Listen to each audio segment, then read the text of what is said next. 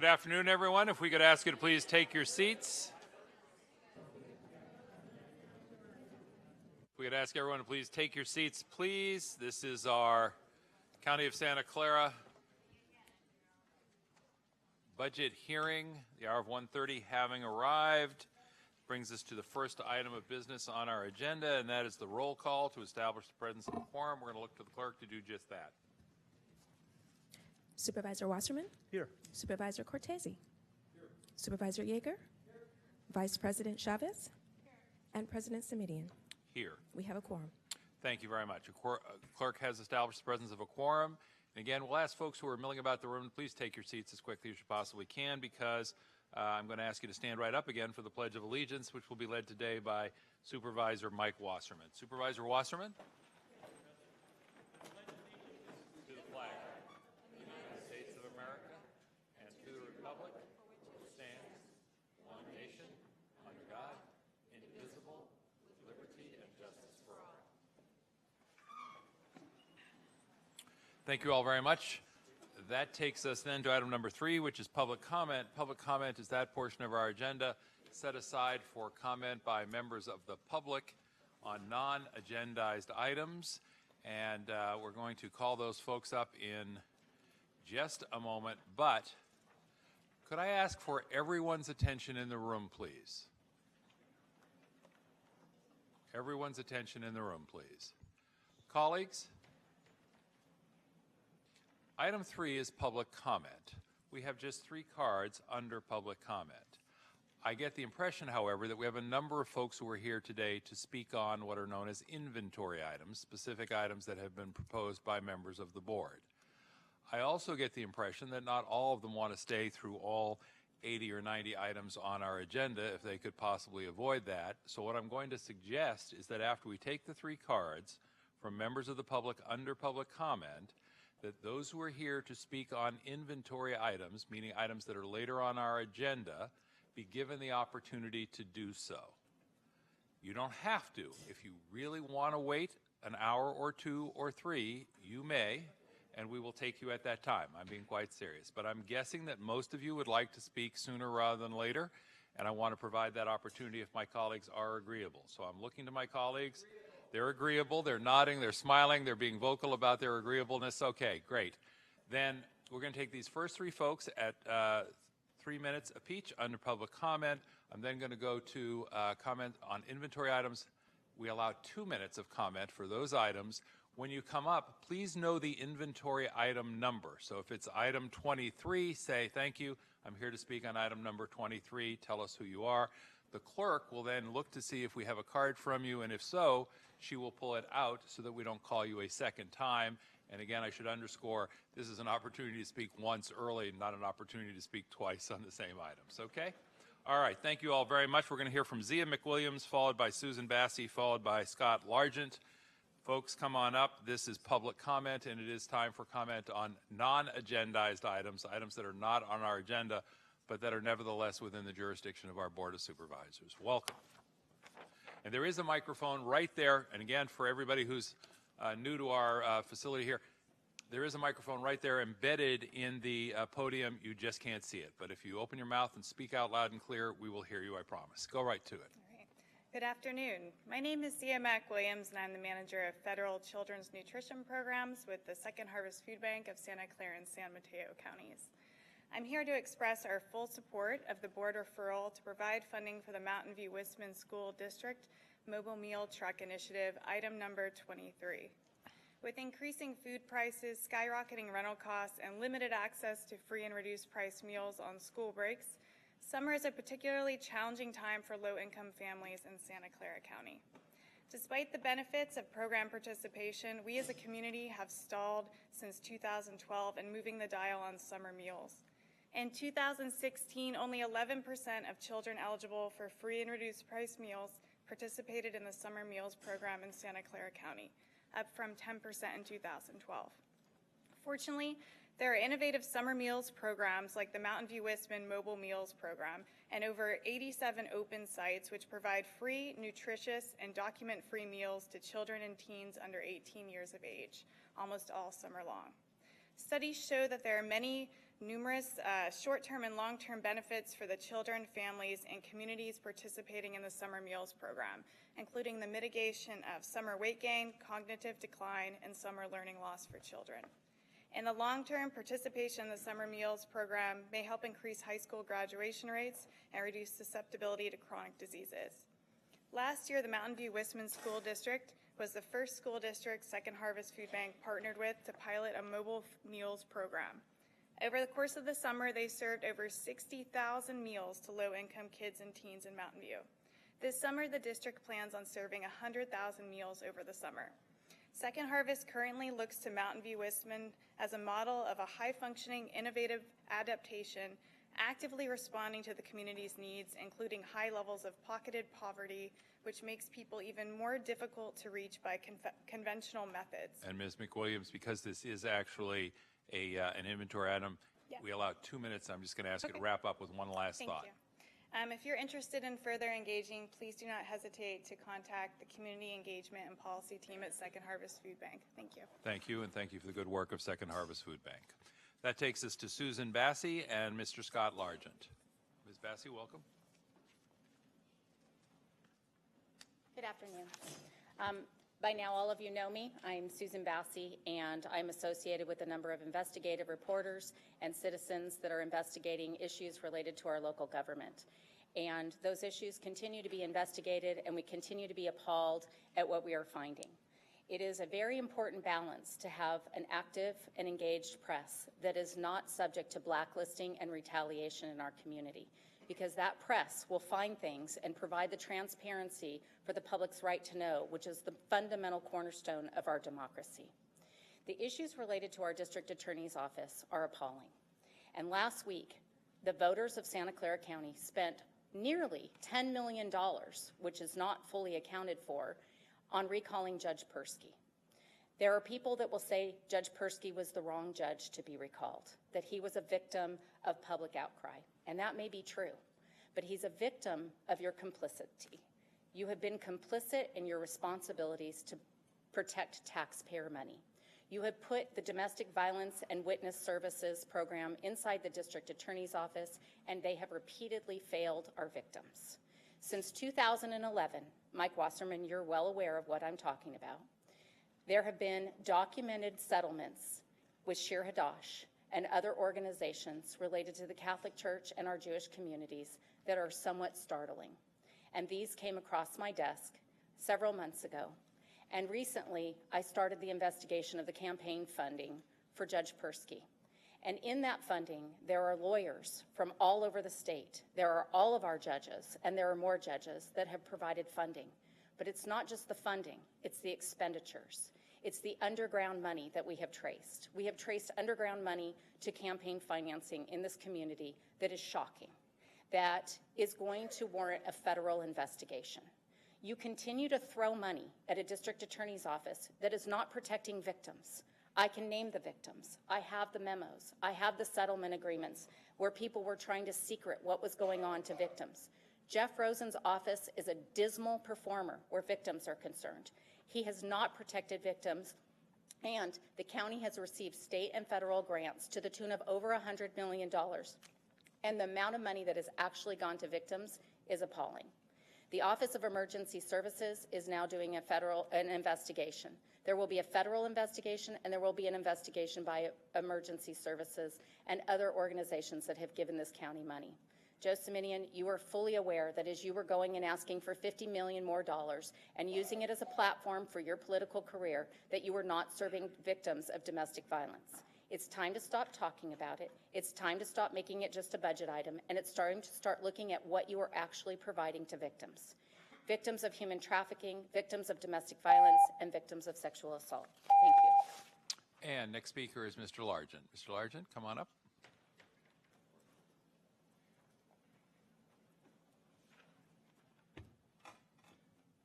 Hi. Good afternoon, everyone. Scott Largent. I've been pulling more of my paperwork for court. I'm trying to get kind of more familiar with, well, this thing expired a long time ago, I guess in January. I had a domestic violence restraining order. It's not anything that I'm I'm ashamed at what I did, but it was only a civil order. It wasn't a criminal domestic violence order. It expired in January. And I've said this before, 3 weeks out the gate, I was allowed to go around my ex. I was allowed to go around my child. There are a lot of different types of domestic violence restraining order. There's civil, there's peaceful, there's criminal. It can get very confusing when you're kind of from outside the system, when you don't understand all this stuff. That's why I started going to all the domestic violence subcommittees. And then I also went to the retreat, and we had a retreat at our sheriff's department. I was like a deer in headlights for about the first 2 hours of that meeting. And the funny part about that is several other members from the public that attended. I mean, there were lawyers, attorneys, there were a couple retired judges. You know, I kind of looked over and I said, I don't even know what they're even talking about in there. And they're like, hey, you know what? I have a master's and blah, blah, blah. I don't get it either. Sitting in a room with people trying to figure out 20 different ways to explain something to make it sound better and better and make them sound smarter, makes them sound really dumb. I think it was a shameful retreat. I know they're going to try to pull off something like that this year. I am disappointed in the Domestic Violence Council here in Santa Clara County. I am disappointed that I brought stuff to their attention. I brought the language in these restraining orders. It's not normal for the man to show up to these meetings, but I wanted to go by the book. I wanted to understand this stuff better. Like I've said before, and I know we're working on this right now, well, of course, I know Cindy Chavez is, they never took my guns away from me. They never came to my home. It says it in here, it's supposed to happen, it's supposed to pull through. This never happens, and we know that, and that's why it's being looked into. But every concern I brought there was never addressed. And I'm concerned that it's never going to be addressed. Now, I know we're throwing more money at the Domestic Violence Council now, and we're trying to just, be a shining light for Santa Clara County, but if you're not going to listen to the public when we come in here, it's never going to get done. I have binders and binders of documenting all this stuff so I could one day tell my child that I continued to fight. And that gap in photos in her baby book was because I was down here trying to get into her life. I would hope that you guys someday would say, hey, Scott, can we see what you've been working on? Can we understand it better? No one's ever done that. The failed drug treatment programs I couldn't get into, the language of all this stuff, everything. No one's just said, hey, let's kind of take a look at that to maybe make it better for other people. I'm a phone call away, Supervisor Chavez. All this information, put it in your lap. I don't need credit for any of it. I just want it fixed. And I want to make it easier so you people understand how to fix it. I'm a smart person, and I've done a lot of research. My own audit. Thank you. Thank you. All right. Those are the three speakers we had who submitted cards for public comment. We're going to go now to folks who would like to speak under any of the various inventory items. And why don't we just do it this way? Why don't you just let me read out agenda item number 7. This is the item on Next Door Solutions, budget inventory. So if you're here for these items and you'd like to come up, please do so at this time. Just tell us your name. I have a couple of cards from Esther Deckman and from Diane Beatty. Come on up. Just walk right up there. And then we're going to follow that by item number 16, which is the item that I have the next cards for. Hi. Good afternoon, Supervisors. County Executive Jeff Smith, Miguel. It is a privilege to be here on behalf of Next Door Solutions to Domestic Violence, and I am here to ask for your support for our budget inventory item. We are the largest domestic violence agency in terms of our service delivery for domestic violence. 60% of our clients coming through are Spanish-speaking, large percentage of those undocumented. The work that we do every day, 24 hours a day, is incredibly labor-intensive. I think a lot of our funders realize our clients need a lot of services. We're able to secure funding to meet a lot of that need, but it also takes a team of people to operate. We got to have people in the building at night. We have to have people in the middle of the night operating the hotline, the Adult Protective Services line. So there's a world of need for staffing support, and our request is specific to 2 critical positions to expand that. And so while this is not something we normally do, we have had a 136% increase in case management service. We've had a 56% increase in the walk-in services. Walk-ins means anywhere from 2, 4, 6 hours, sometimes beyond, when people are fleeing, when people are coming in for support, and they're coming in from 9 a.m. to 8 p.m. It takes a team, an incredibly limber, smart, ambitious team to help people get connected with the services they need. So these positions are absolutely bare bones and address the critical need of survivors. Thank you. So thank you. And if you share your name into the microphone for the record, please. Esther Salas. Thank you again. And our next speaker is? Hi, thank you. My name is Diane Beatty, and I'm from the Alessandra Foundation. And one of the things, the work that Next Door Solutions is doing is really phenomenal, and I'm really glad and hope that more funding comes their way. I really have a passion for education in the area of domestic violence, and that there's really only one district in San Jose currently that has an education program addressing domestic violence, and it's in the Evergreen area, who has 9,000 students.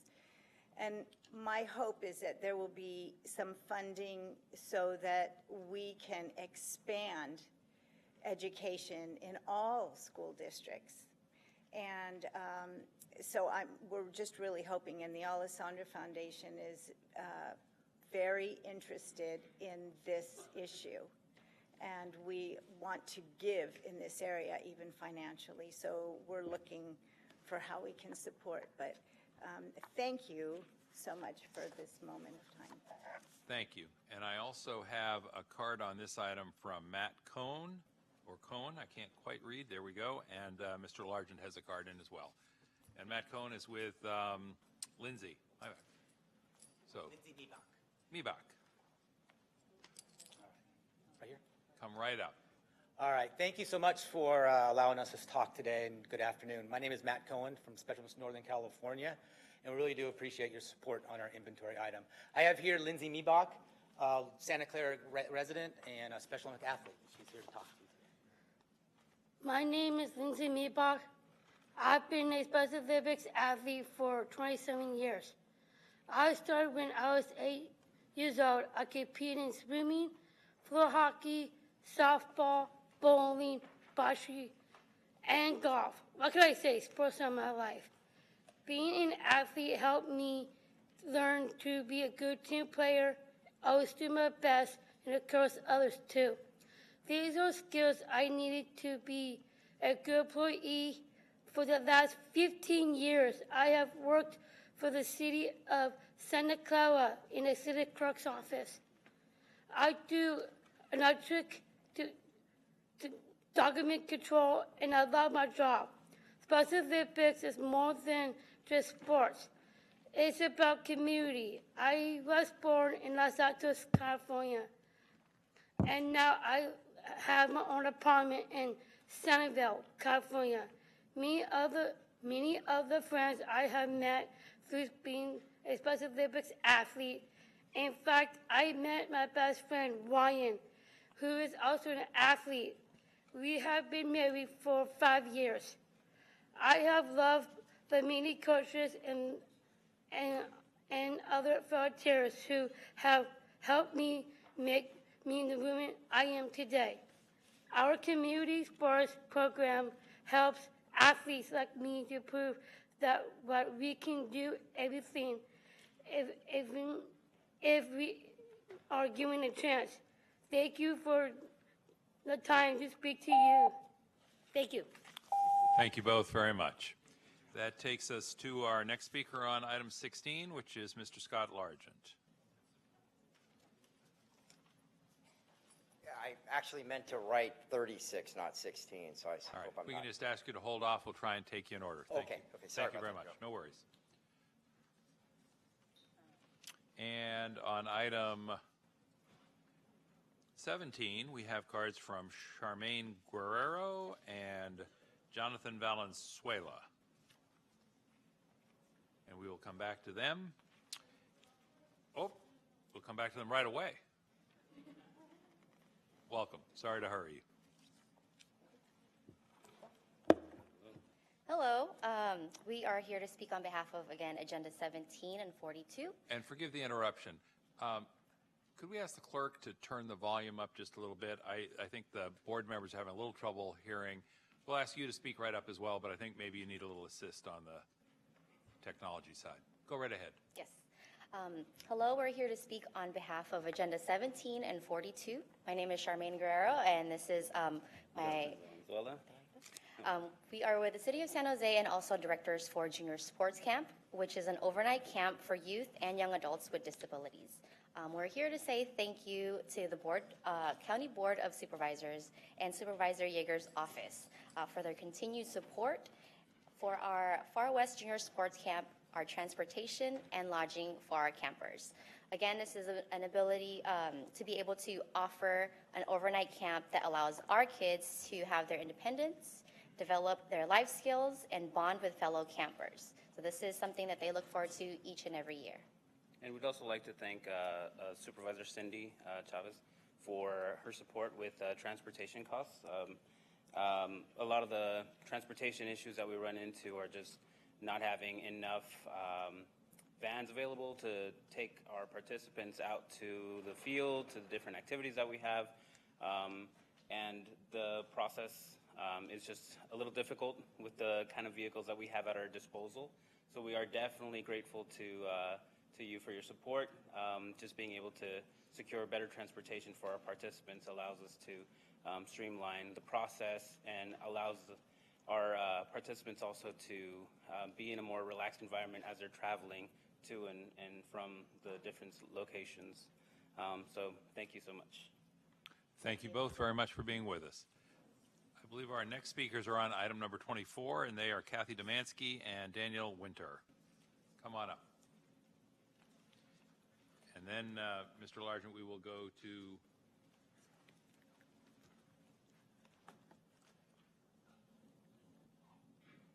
next speaker. Go right ahead. Sorry. Good afternoon. My name is Dan Winter, and I'm the Assistant Chief of Police for the Santa Clara Police Department. I'm here to show my support for Special Olympics Northern California. I currently serve on their board of directors, and I volunteer as the state director for the Law Enforcement Torch Run for Special Olympics, which is comprised of thousands of law enforcement officers throughout Northern California that fundraise for Special Olympics each year. In fact, on Wednesday and Thursday of this week, officers from throughout Santa Clara County will be escorting and running with the Special Olympics torch as the Flame of Hope heads towards the Summer Games. Special Olympics is a charity of choice of the California Police Chiefs Association, the Cal State Sheriff's Association, the California Highway Patrol, and the California Department of Corrections and Rehabilitation. I'm extremely passionate about this organization and dedicate many hours each week to advance the mission of Special Olympics throughout the state and in my Santa Clara community. I've seen firsthand the positive and life-changing impact Special Olympics has and its unified strategy for schools has on students both with and without intellectual disabilities. The opportunity to bring these students together through sports and leadership has transformed campuses. Studies have shown that unified campuses reduce bullying and help all students appreciate each other for their differences, and this makes our schools safer. And I hope that you help support this program in Santa Clara County. Thank you. Thank you very much. Next speaker. Hello, my name is Kathy Damansky. I'm the Senior Vice President of Special Olympics for our School Partnership Program. I just wanted to say thank you to Supervisor Wasserman for his leadership, and thank you to the board for considering an inventory item for our Unified Champion Schools program. Last year, we started the process. We were able to engage a significant number of schools, and we're asking for your support as we continue to re-engage and deepen our strength here in Santa Clara County. Thank you very much. Thank you for your comments. And folks, if you'll bear with me, we've had a few cards that reached me after we passed the items by. So I'm going to go to Dorsey Moore, if Dorsey is here, to speak to item 18. Then I'm going to go to Susan Bassey on items number 23 and 29. And then I'm going to go to Mr. Largent on item 36. Welcome. Great. All right. Thanks for your time this afternoon and also for your consideration of our inventory item. We're looking for a sort of a mobile or portable bathroom and shower for our Corps members with the San Jose Conservation Corps and Charter School. We serve about 550 students every year. A number of about 30% of our students are technically or effectively homeless. This shower unit will allow people to maintain their sort of health and dignity while in school, and also for our Corps members that are doing work out in county parks and trails, and also throughout the city of San Jose to help them clean up after work. And so this is something that is really going to help increase and help stabilize our population that is effectively increasingly homeless and having a hard time finding places to permanent housing and places to live. So with that, thank you for consideration and appreciate it. Thank you for taking the time to be with us today. Ms. Bassi, you have comments on item 23, I believe. 23/29. I have 23, 29, 31, and 36.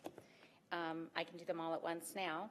I would like to comment that this is a moment where we look around the room and we look at the folks that are coming in here related to the Special Olympics and Next Door Solutions, and these are hardworking people that volunteer in our community, and they're not asking you for very much money. What they're asking you for is a pittance. And when Next Door Solutions tells you that they've had a 160% increase of people coming to them related to domestic violence, I guess you might want to wonder why Jeff Rosen didn't tell you that, since he's in charge of our victim services. Next Door Solutions is the one that helped Kendra Scott when the 49er Ray McDonald was beating on her, and Kathleen Krennick brought a resolution to the Santa Clara City Council to enforce 49ers not being able to play football if they were beating up on their girlfriends and their wives. And there are a lot of heroes in our community that have done a lot of things. But as you look at your budget and you look at where you're spending money, Mike Wasserman giving $50,000 to tourism in Gilroy when you have sheriffs down there making false child abuse claims against parents who are trying to get through divorce and custody issues, is not a wise investment. You have to start paying attention to what is causing this flood of people coming into our nonprofit organizations. You are failing as a city government. Jeff Rosen's office should not be in charge of victim services, and you have to start looking at where you're allocating money. Let's not give Jeff Rosen a platform to be able to run around on a PR campaign for anti-bullying, on cyberbullying, or whatever it is his agenda to get himself reelected. There is going to be a recall of Jeff Rosen and a lawsuit filed against this county for the mismanagement of public funds. You all cannot say that you did not know. These organizations need our money. They are helping our people. And the county government, the governmental attorneys, and the public officials who are elected are not doing their job. So I am asking you as a citizen to give the money to these organizations, but to start looking at your own internal funding. Thank you. Next speaker is Scott Largent. Mr. Largent, are you back in the room? All right, we'll come back to Mr. Largent. On item 47, we have a couple of folks who have turned in cards, Rob Tuffel and Teresa Baum. Come right up.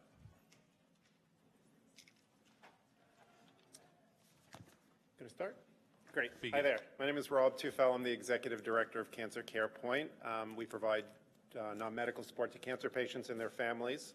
I'm asking for your support for inventory item number 47, for continuation of the wig bank we do at Valley Medical Center, which you approved in 2016, and also for outreach into the east side. We've been doing programs on the east side, and we need help reaching cancer patients and their families, low-income cancer patients and their families. Since you approved our wig bank in 2016, we have served 165 Valley Medical Center patients, low-income patients, giving them wigs, scarves, giving them their dignity, as well as giving them food cards, which we provided from funding that we got. We've also provided those same Valley Medical Center clients just under 1,100 hours of service. That was not supported by the city. That was private funding that we raised. So we were able to plug them into our support services after they got their wigs. I want to thank you for your support today, and thank you for letting us be here, and also let you know that behind every one of those 165 patients, there is a person and there is a story. And our board member, Teresa Baum, and Wig Bank volunteer will be telling you a little bit about what it's like for the individual to get a wig and experience dignity when they're undergoing cancer treatment. Thank you very much. Thank you. Ms. Baum? Hello, my name is Teresa Baum, and I serve on the board of Cancer Care Point. Most everyone has a cancer story because cancer does not discriminate. For most of us, cancer is one of the worst things that can happen to us. But for many people who are low income and living in underserved communities and struggling to get by in Silicon Valley, cancer is just one more burden in the long list of daily struggles they must contend with. Supervisor Chavez, I've had the opportunity to speak with you about the Valley Medical Center Wig Bank, but I would like to share with the other supervisors what happens at the wig bank. Every quarter, Cancer Care Point holds a wig bank at Valley Medical Center. As is commonly known, Cancer Cancer patients undergoing chemotherapy frequently suffer hair loss. This dramatic change in appearance often leads to anxiety, feelings of vulnerability, and isolation. Volunteers from Cancer CarePoint provide wigs to women who otherwise would not be able to afford them. The moment a woman finds the right wig and puts it on, she is completely transformed. A smile fills her face, her eyes brighten, she laughs, and sometimes there are tears. It is quite moving and humbling to witness the transformation. I've heard, I feel like myself again. Now I'm going to go home and put on some makeup, and I have been suffering so much. Thank you. Thank you. Item 49, this is Mark Fischler. And Mr. Fischler will then be followed on item 52 by Peg Carlson Bowen. And we will then go to item 58. And we have a couple of folks who want to speak there. Welcome, sir. Good afternoon. I'm Mark Fischler. I'm the Development Director of Parents Helping Parents, and thank you to all the supervisors. Nice to see you all again. We have the privilege of serving over 5,300 families a year with children with disabilities. This is on inventory item number 65, and I want to thank, in particular, Supervisor Chavez for putting forward our proposal. Raising children here in this county is difficult under the best of circumstances, but when your child has a disability, it's even more challenging. Employment is affected in over 30% of these families that are raising children with disabilities. The poverty rate for these families is over 20%, which is 3 times greater than other county residents. PHP is proposing to hold a series of workshops in English, Spanish, and Vietnamese in underserved communities like East San Jose and Gilroy to show families how to successfully apply for public benefits like IHSS and SSI. Without these workshops, 65% of the time, these families who don't know how to navigate through the system has their applications denied. Take these workshops through PHP, and they're more likely going to be able to successfully apply and receive the benefits that they're entitled to. After these families can receive these benefits, they can return to work securing the knowledge their child is being cared for properly, which not only benefits that family, but the community at large, because people are able to stay in their jobs. These families will now thrive despite the challenges that raising a child with disabilities offers them. Again, thank you very much for your consideration, and great to see you all again. Thank you for being with us. Peg Carlson Bowen, who will then be followed by, I believe it's Perla Flores and Rachel Castro and Esther Perales-Dykman and Dolores Alvarado on items 58. Welcome. Actually, I'm going to mention Cancer CarePoint. My daughter, Vera, was diagnosed with stage 4 colon cancer at age 25 and passed away a few months later. And I can tell you that if you give money to Cancer CarePoint, it's an amazing organization. My name is Peg Carlson Bowen. I'm the Public Policy Committee Chair for the San Jose branch of American Association of University Women, and this is on item 52. I'm speaking today in favor of the request to provide $5 million in budget to address intimate partner violence prevention services. Statistics clearly support this request, so I won't repeat what's been brought up before, luckily in the press this week. I would like to add a couple of suggestions that this budget includes support for the following: to measure the effectiveness of programs already in place and to change those programs based on findings, really get the data behind it. And to engage and maintain involvement by younger communities by leveraging our local university graduate students possibly for background research and studies. Providing stipends for students and internships might be less expensive than consultant fees. Standards can remain just as high, and the benefit of the engagement with these young people is priceless. And also, hopefully, to share lessons learned with local and distant communities, government and NGO entities, schools, and private sector companies through publication, social media, conferences, online websites, and speakers bureaus. Thank you again for your support of these important efforts. You're a model for the nation. Thank you. All right, now I believe we have cards from Ms. Flores, Ms. Castro, Ms. Perales-Diekman, and Ms. Alvarado. Come on up. Just tell us who you are for the record, if you would, please. Good afternoon, Perla Flores with Community Solutions. And I first want to applaud the board for your bold vision and for your continued commitment to addressing intimate partner violence issues in our county. And we're very fortunate to live in a county that really values inclusion, diversity, and that values safety for its most vulnerable citizens. I want to take just a very brief moment and ask everybody that's here, advocates that work so tirelessly on this issue, if you can just stand and be acknowledged, because the work that they do every day, I cannot overstate enough how sometimes the work that they do saves lives. So I want to thank them for their support. I want to thank the county for their support. And on behalf of the over 20,000 individuals supported by the Domestic Violence Advocacy Consortium every year, we look forward to working together in collaboration with the county to eradicate domestic violence from our community and to support survivors in a way that's comprehensive, that's culturally sensitive, that's trauma-informed, that's meaningful, and that really make an impact in their lives. And thank you again for all that you've done for domestic violence, human trafficking survivors in our county. Thank you. And thank you to all who came as well. And please know that while you were silent, you were heard. That takes us to Rachel Castro. Good evening, or good afternoon, actually, supervisors. My name is Rachel Castro, and I am a domestic violence survivor. I also work as an advocate to advocate for survivors now, but I want to tell you a little bit about my story and why I'm really excited about this funding that's coming down, because when I was a survivor, or a victim, I should say, it was 30 years ago, so that was quite a bit of time that went by, and at that time, there were not any supportive services that I could have used back then for myself. I found myself trapped because I had no support system, and there were very little services to help me leave my abusive boyfriend. I was 20, I was a high school graduate, I had little job skills and very little money, and had suffered secondary DV as a child, and I had no idea how to get help.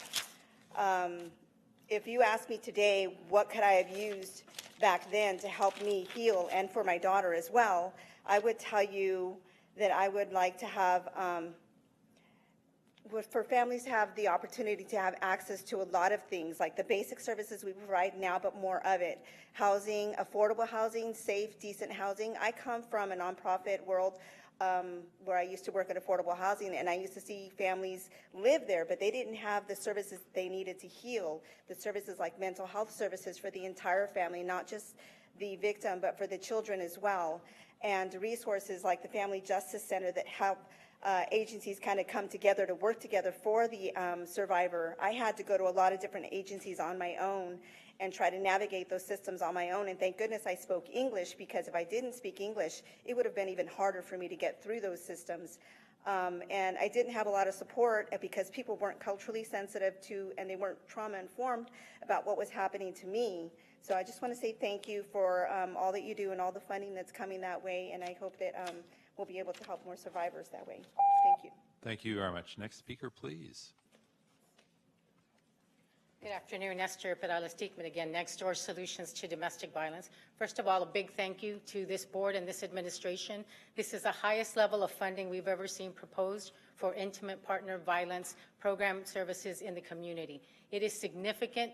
It is impressive to groups across the state who haven't gone anywhere near where we are in Santa Clara County, and yet we know we can do better. And we're here as domestic violence agencies, as stakeholders, to support you, to give you the information, data you need so that we can meet the need.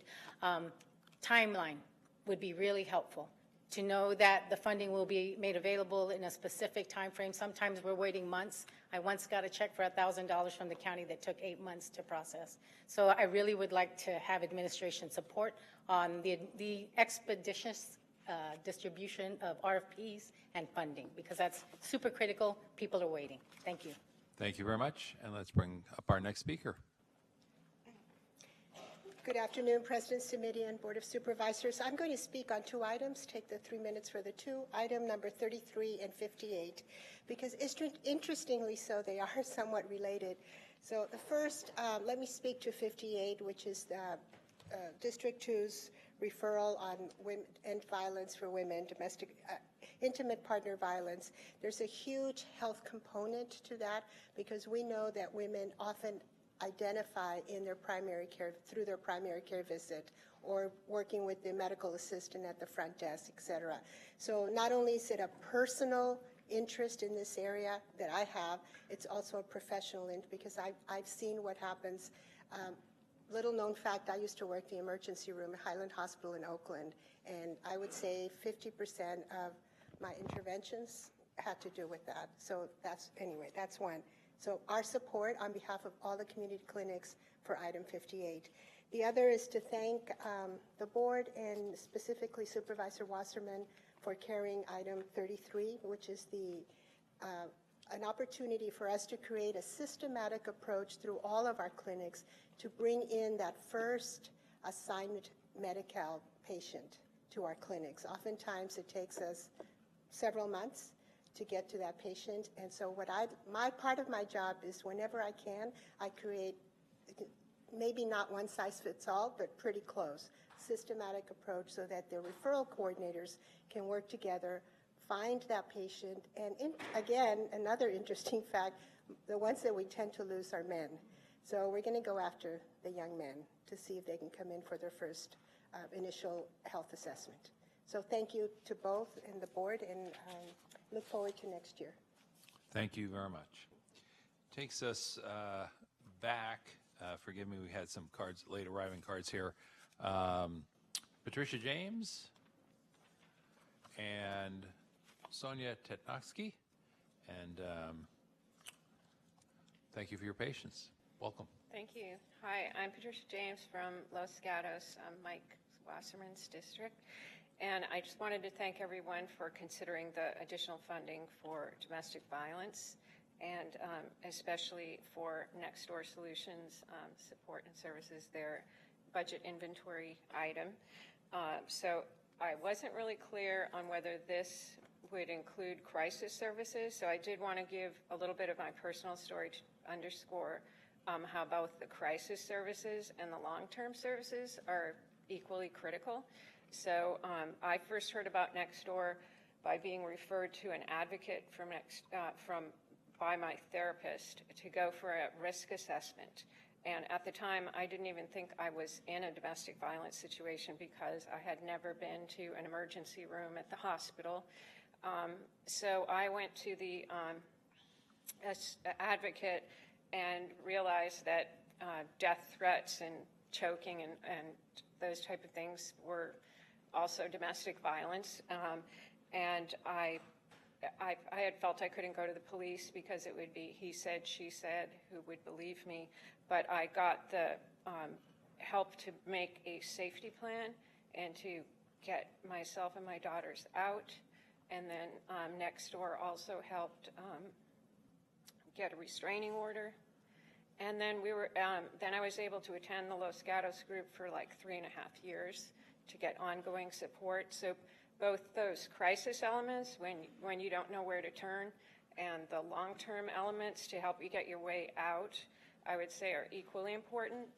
And now we're very happy, all in good relationships. My daughters are in law school and in nursing school, and everybody's doing well, and I would say a large part of that is thanks to Next Door. So thank you. Thank you very much. Folks, I'm going to ask that we hold off on applause or boos or hisses or any of that. Just it creates a little safer space here for people to share their comments if they don't feel like they're going to play to the crowd. Welcome. Thank you. I'm Sonya Technoski, CEO for the Indian Health Center of Santa Clara Valley. I just wanted to take this opportunity to thank Supervisor Yeager for bringing forward our inventory request item and thank the board for their continued support.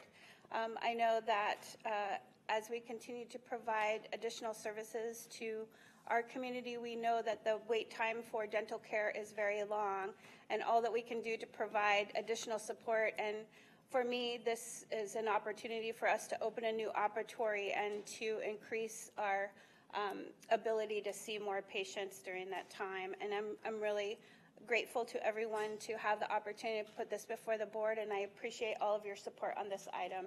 Thank you so much for your time. Thank you very much. And colleagues, bear with me. We have a couple of cards here that had multiple items on them. So let me ask Charmaine Guerrero and Jonathan Valenzuela if they are still in the room. are we good to go? We got you on item number 17, and your comments, I believe, also addressed number 42. Okay. And then Diane Beatty spoke on item number 7, but her comments also addressed item number 58. Want to just make sure we're good to go there. Appears to be the case. Thank you. And Ms. Basso spoke to a number of items, and that leaves us with Mr. Largent, who I believe stepped out of the room. Mr. Largent, are you back?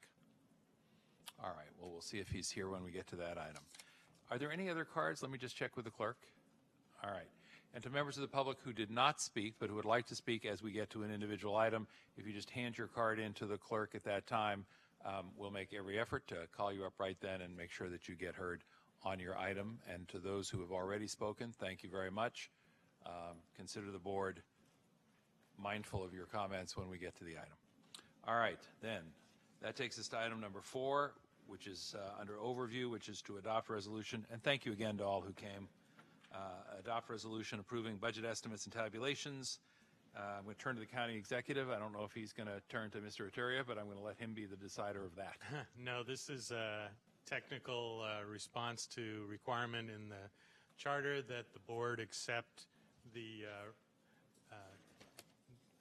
estimates and tabulations that were present in the budget. So you just need to take action to adopt the resolution. All right, board members, I'm going to ask the clerk to please display the panel on our screens for voting. This is item number 7.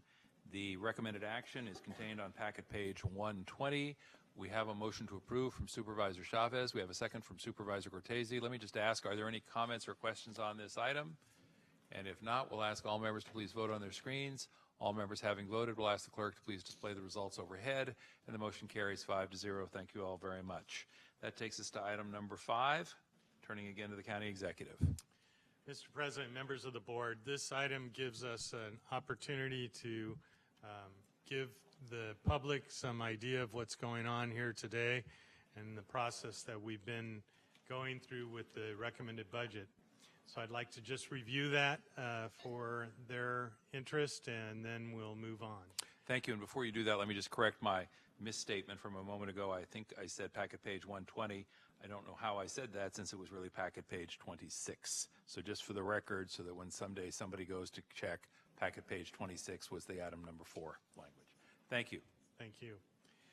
So the county executive's recommended budget was presented to the public and the board on May 1st. And during the budget workshops from the, 21st to the 23rd, the board considered those recommendations in public, and also the public made input. At the same time, this budget was being reviewed by the Harvey Rose organization, and a number of questions were being asked of the budget office by the Board of Supervisors. In the next few items, you will get information about recommendations from the Harvey Rose organization, number 1. Number 2, changes in the budget recommendations to create a revised budget that were made by the county executive based on new information. You'll also have the opportunity to look at budget inventory items, which are items which individual board members suggest be included in the budget.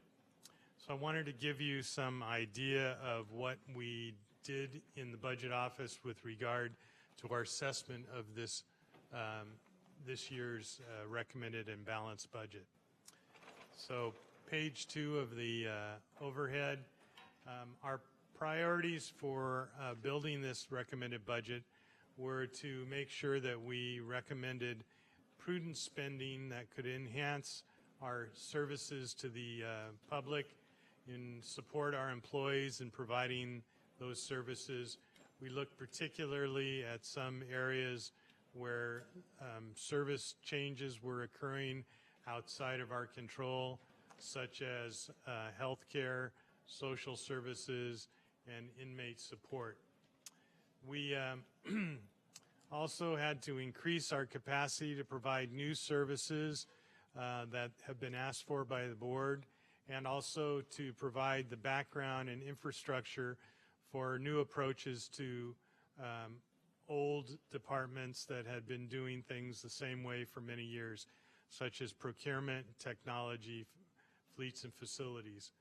We recommended right-sizing the administrative support to deal with these problems, and we also focused on potential threats in the future. Next page.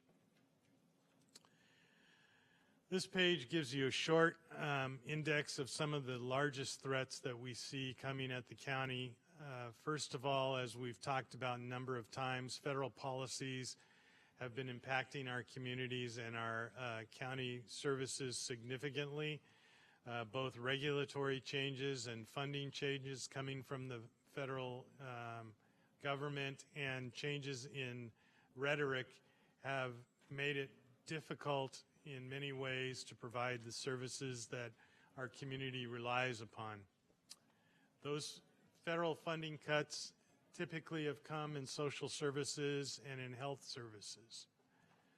We also are having threats from the state level. The governor's proposed budget recommended ending the 340B drug discount program. We just found out today or actually Friday, that program will be continued, or at least the recommendation in the budget that's going to the legislature is to continue it. However, it's unclear whether the actual funding formulas will change or not. There's also efforts in the legislature at the state level to reestablish redevelopment agencies, which could mean a couple $100 million of changes in our budget, which would obviously be enormous. There are budget measures having to do with transportation funding and with success of tax measures and prior tax measures that could have a huge effect upon our transportation funding. And we do have ongoing retirement and OPEB liabilities that we continue to pay for, which are accelerating. All this at a time when we know that the economic growth in the community and nationwide is slowing, and we are preparing for that reduction. In the recommended, next page, in the recommended budget, I think I went through most of these things. However, you will notice that we rebalanced the budget and we're prepared for the next 3 days of budget hearings. During the hearings, you will see under each department a list of the county executive recommended revisions, number one. Number two, each of the board inventory items that were appropriate for that particular document. Next page, page 5. I will turn it over to Greg Aturi, who is our budget director. President Midian, members of the board, Greg Aturi, County Budget Director. New information that has arrived since the publication of the recommended budget on May 4th includes updated revenue projections. Overall revenue projections are anticipated to be a little higher than initially thought, partially because of information we learned in the governor's May revise, as well as more updated information and data trends over the last month or two for public safety sales tax and as well. Also, the adjustments to the recommended budget include understanding and recognizing the fiscal impact of board actions that have been approved by the Board of Supervisors after the March 20th board meeting, and also based on actions since March 20th, as well as most current analysis of current fiscal year revenues and expenses. We are currently projecting the ending fund balance for the general fund to be approximately $21 million lower than the estimate that was used in the recommended budget. So this too requires an adjustment. Therefore, the revised county recommendations factor these in. They include an ongoing net cost of $12.6 million and a one-time net cost of $4.7 million in the general fund, as well as a ongoing cost of $1.1 million and a one-time cost of $11 million in other non-general fund departments to provide a variety of service enhancements. And these additional adjustments also include a data entry error in the budget for the Office of Reentry Services, and as well as concurrence with findings of the management audit report, providing $45.4 million in general fund budgetary savings. So the total of all these adjustments since the recommended budget was published has about $30 million in savings, which is enough to accommodate the lower general fund ending balance. We mentioned the $21 million revised downward there, and provides enough funding for anticipated for the inventory items that have been discussed, which are roughly $9 million, plus a couple other small adjustments to the contingency reserve, as well as an increase to the reserve for federal state budget impacts to get us back to a balanced portfolio of expenses and revenue estimates to begin the hearings. So on this slide, don't need to walk through each stage, but because I covered it quickly, each of those adjustments are noted here for the new information, the revised recommendations, the agreed to findings, as well as the adjusting to the lower ending fund balance and providing enough room there for the inventory of budget proposals to get us back to a net zero starting point to begin this hearing. And just thinking even beyond budget hearing, just on the horizon to keep in mind that the property tax is anticipated, the property tax base is anticipated to continue to grow through 2019, but at a slower rate. So understanding that slowing of this natural coming to end of the business cycle that we've enjoyed for the last 9 years is coming to its natural close gradually, though. Recognizing the federal state revenue threatens that Dr. Smith has already described for us, and just another reminder that the cost for employee wages and benefits continue to grow, and for the foreseeable future, for us to keep that in mind as well. And that concludes the overview for the Board of Supervisors. Thank you very much. Let me ask the clerk to please display the voting panel on our screens.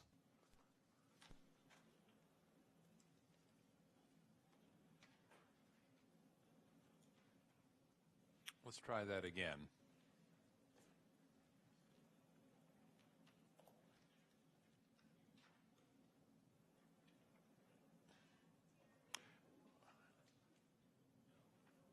Well, we want to thank Supervisor Cortese for his imaginary positiveness, but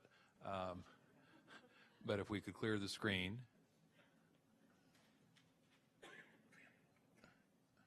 Been trying to figure out how to do that with one vote for a long time. There you go. That.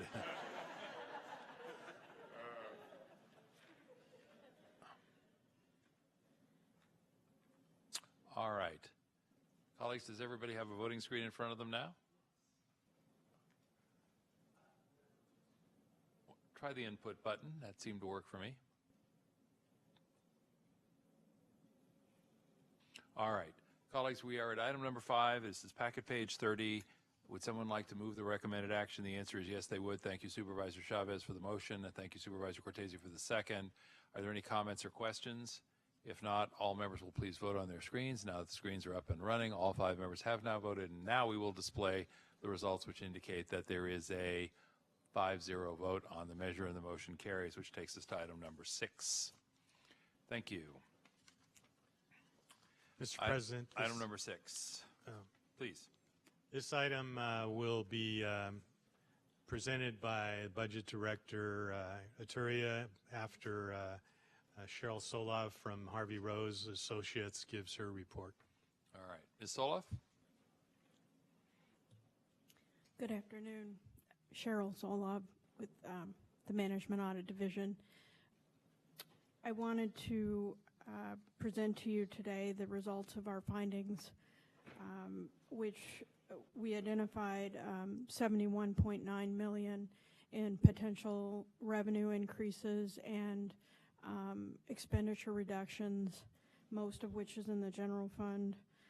The administration has agreed to $45.4 million of those adjustments, and we are prepared to review the areas of discrepancy if you would like to go through them today, or we could come back to you in December with year-to-date actuals to further adjust those at mid-year, or we could do both, depending on the will of the board. Thank you. Dr. Smith, before I go to you, let me just make sure I understand what the required action is. We have, I believe, Ms. Soloff, something like 24 items, if I'm counting correctly here, where there is a recommended adjustment. And of those 24, by my count, we have 8 where there continues to be either a need, well, a partial agreement or a disagreement or a need to analyze further, but that means we have 16 where there is no disagreement. Is that correct? That's correct. All right. And Dr. Smith, the hope and expectation of Ms. Sullivan is that we will provide you with some direction on how to proceed in terms of the budget document, yes? Yes. Well, we have included in the budget that actions that you have before you, everything that administration agrees with from the Harvey Rose Association, and then we would recommend for the remaining 8 issues that we continue to work on those issues, not try to resolve them today, but we will work with Harvey Rose, and if it turns out that we need to make adjustments, we'll make adjustments in the middle of the year. Ms. Solve, how does that strike you? We're happy to come back with additional information at mid-year, or probably in early December for your consideration. And does that still provide the ability of the board to make course corrections on a timely basis? Yes. And are these items 2, 3, 9, 16, 18, 20, 22, and 24? I'll say again, 2, 3, 9, 16, 18, 20, 22, and 24? Yes. All right. Then I'm going to ask the clerk to please display the voting panel.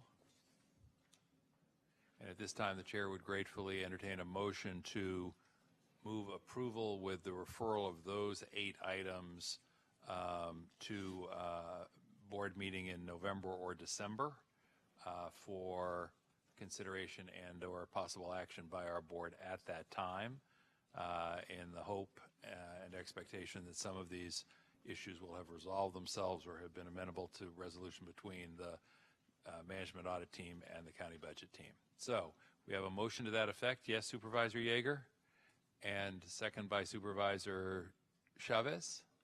And we're going to ask all 5 members to please vote on the screen. That having been done, we will ask that the clerk display the results, and that motion carries 5-0. And we'll say thank you both to County Executive and the budget team, as well as Ms. Sullivan and the management audit team. Thank you very much. Thank you. All right, that takes us to item number 7. Mr. President, members of the board, this is one place where all of the inventory items are mentioned. They're placed in a spreadsheet for your interest, totaling up to about $7 million, and I'm sorry, not $7 million.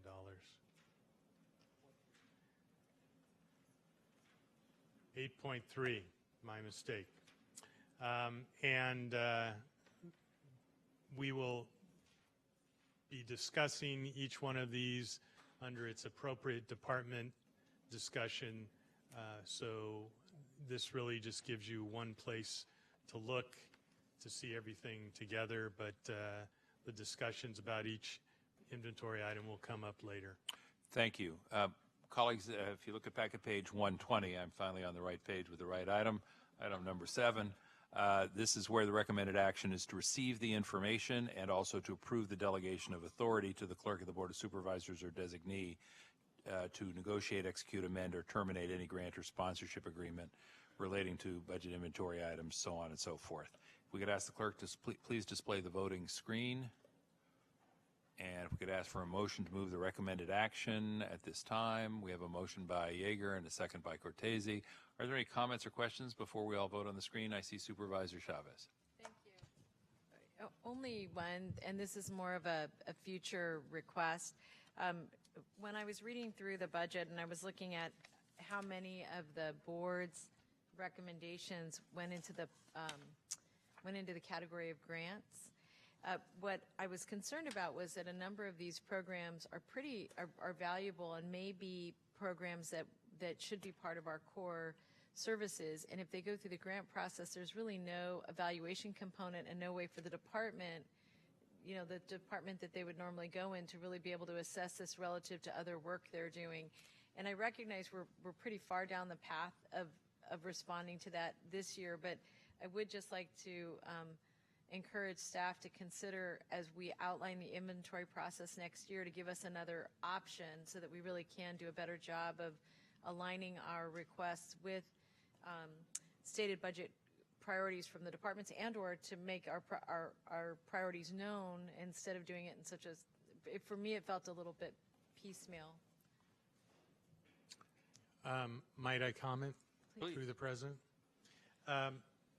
This year we had an extraordinary number of inventory items, and you're right, a number of them were the type of inventory items that are grants, not associated with some specific evaluation.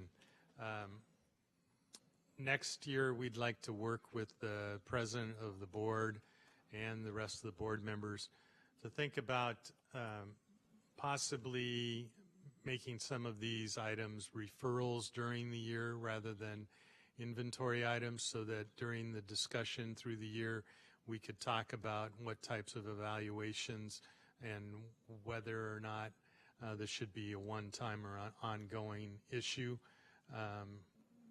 The pattern in the past, I think, has served the board reasonably well, but at this point probably the board has outgrown the old pattern of grants, and so we probably need to rethink how we're doing inventory items. Instead of saving them all up for one part of the year, do them as referrals throughout the year. But I agree we should work on it. Not this year, but in the future.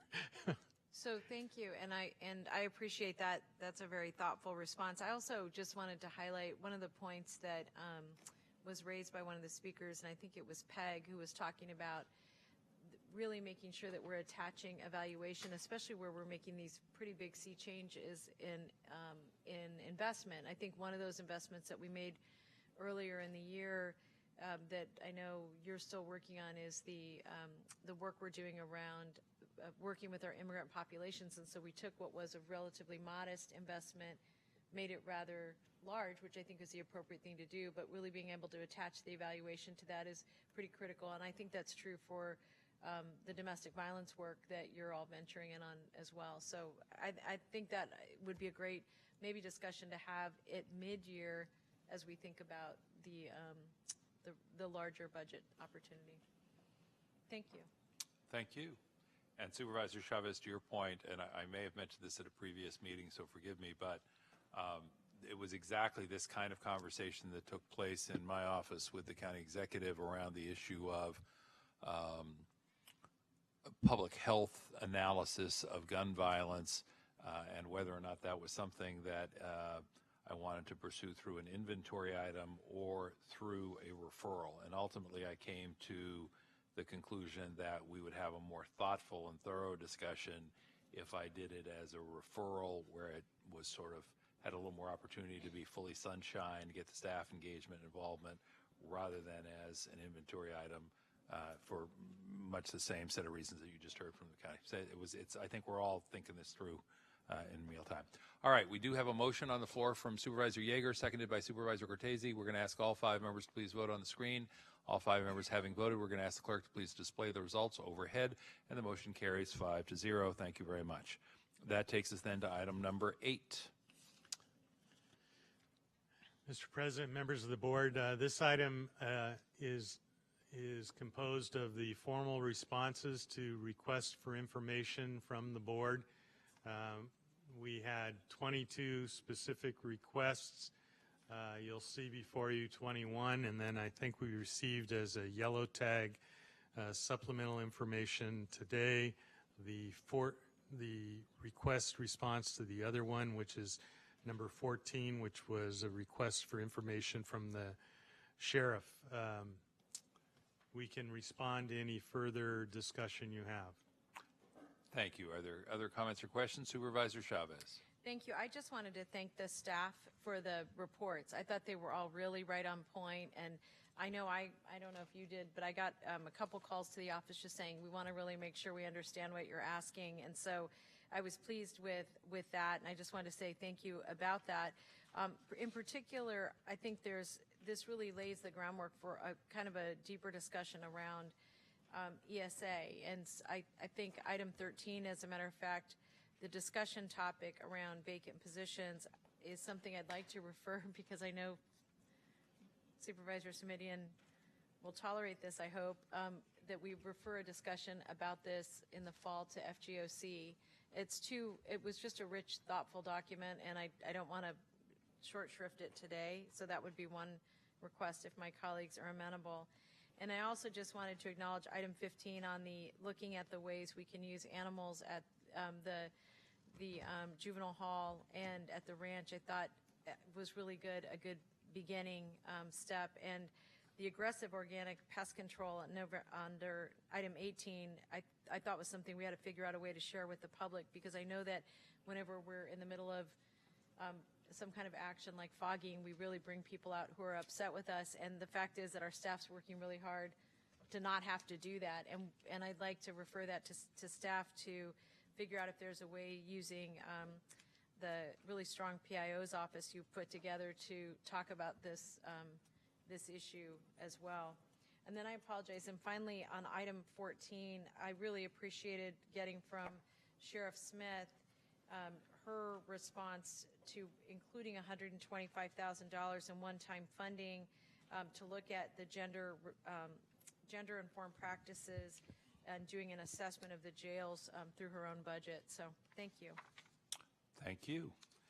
At this point on item number 8, we are only asked to receive the report, and we need to see the screen up, please. So I'll look to the clerk to put our voting screen up.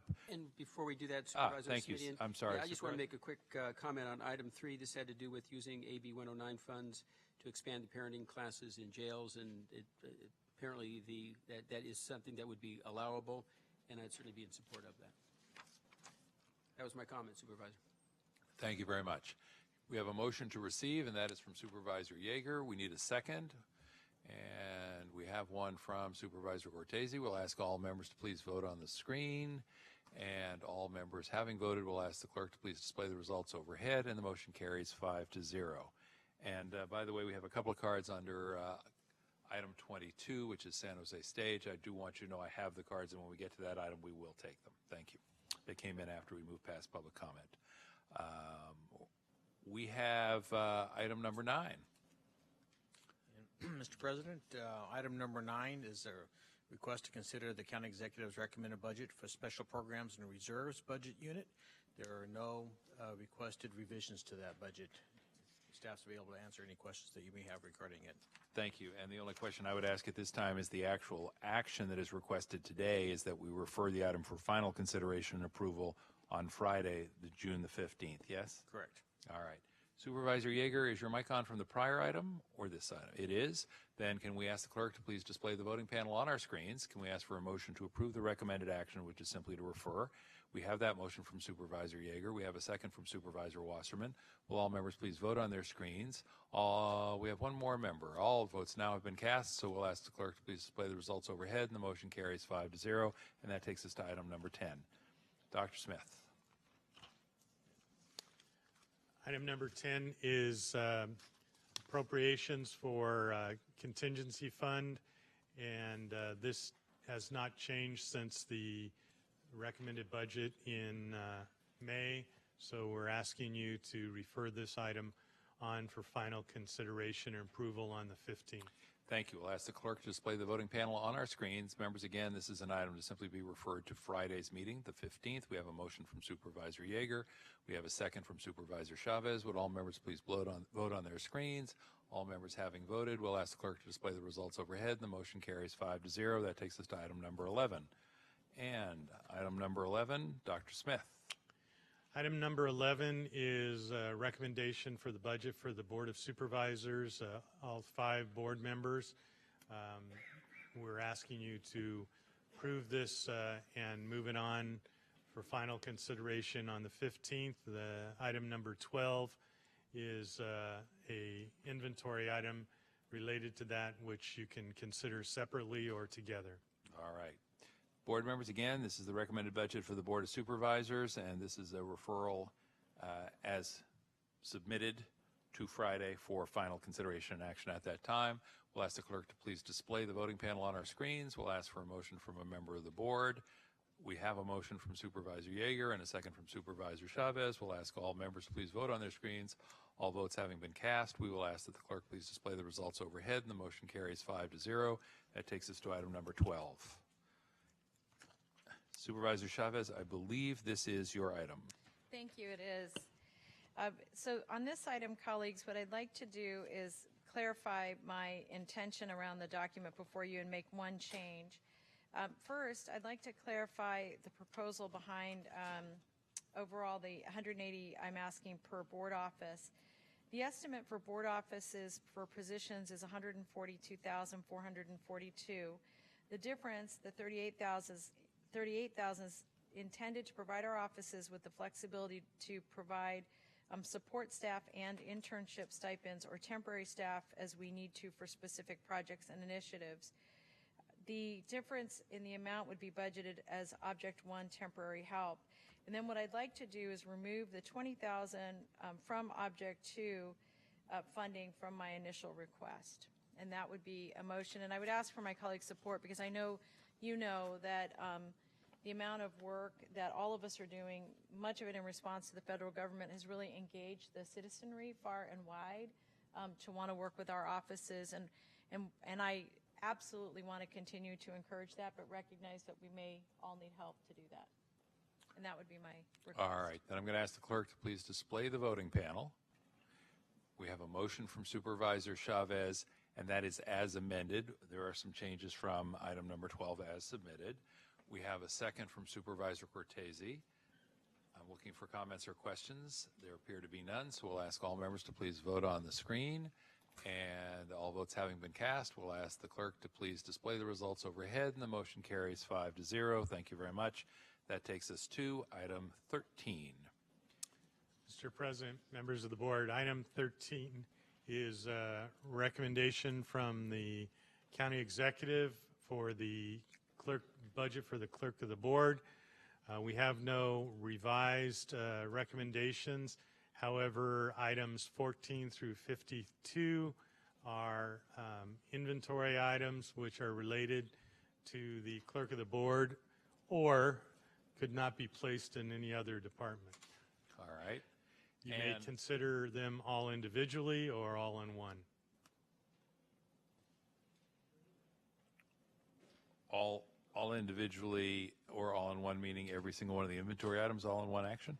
You could either deal with them as one by one or as a consent item would be dealt with, so all of them approved. I think we will be marching through items 14 through 52 one by one. Your choice. All right, thank you. Just to be clear on this one, is this also where the funding for the management audit function is, Dr. Smith? Yes. And you will recall, colleagues, that at a prior meeting, I raised the question about the fact that there was, at that time at least, a disconnect between the work plan, which we had adjusted for catch-up purposes, and the actual funding. And I think, Dr. Smith, at the time you indicated that when we had finally acted on the work plan, that that would be the opportunity to adjust funding accordingly to match the work plan approved by the board. And I believe we took that action at our meeting last week, if I'm remembering correctly. I'll turn it over to Greg. Mr. Ituria, am I remembering all those things correctly? That's a lot to remember. Yes, yes, you have.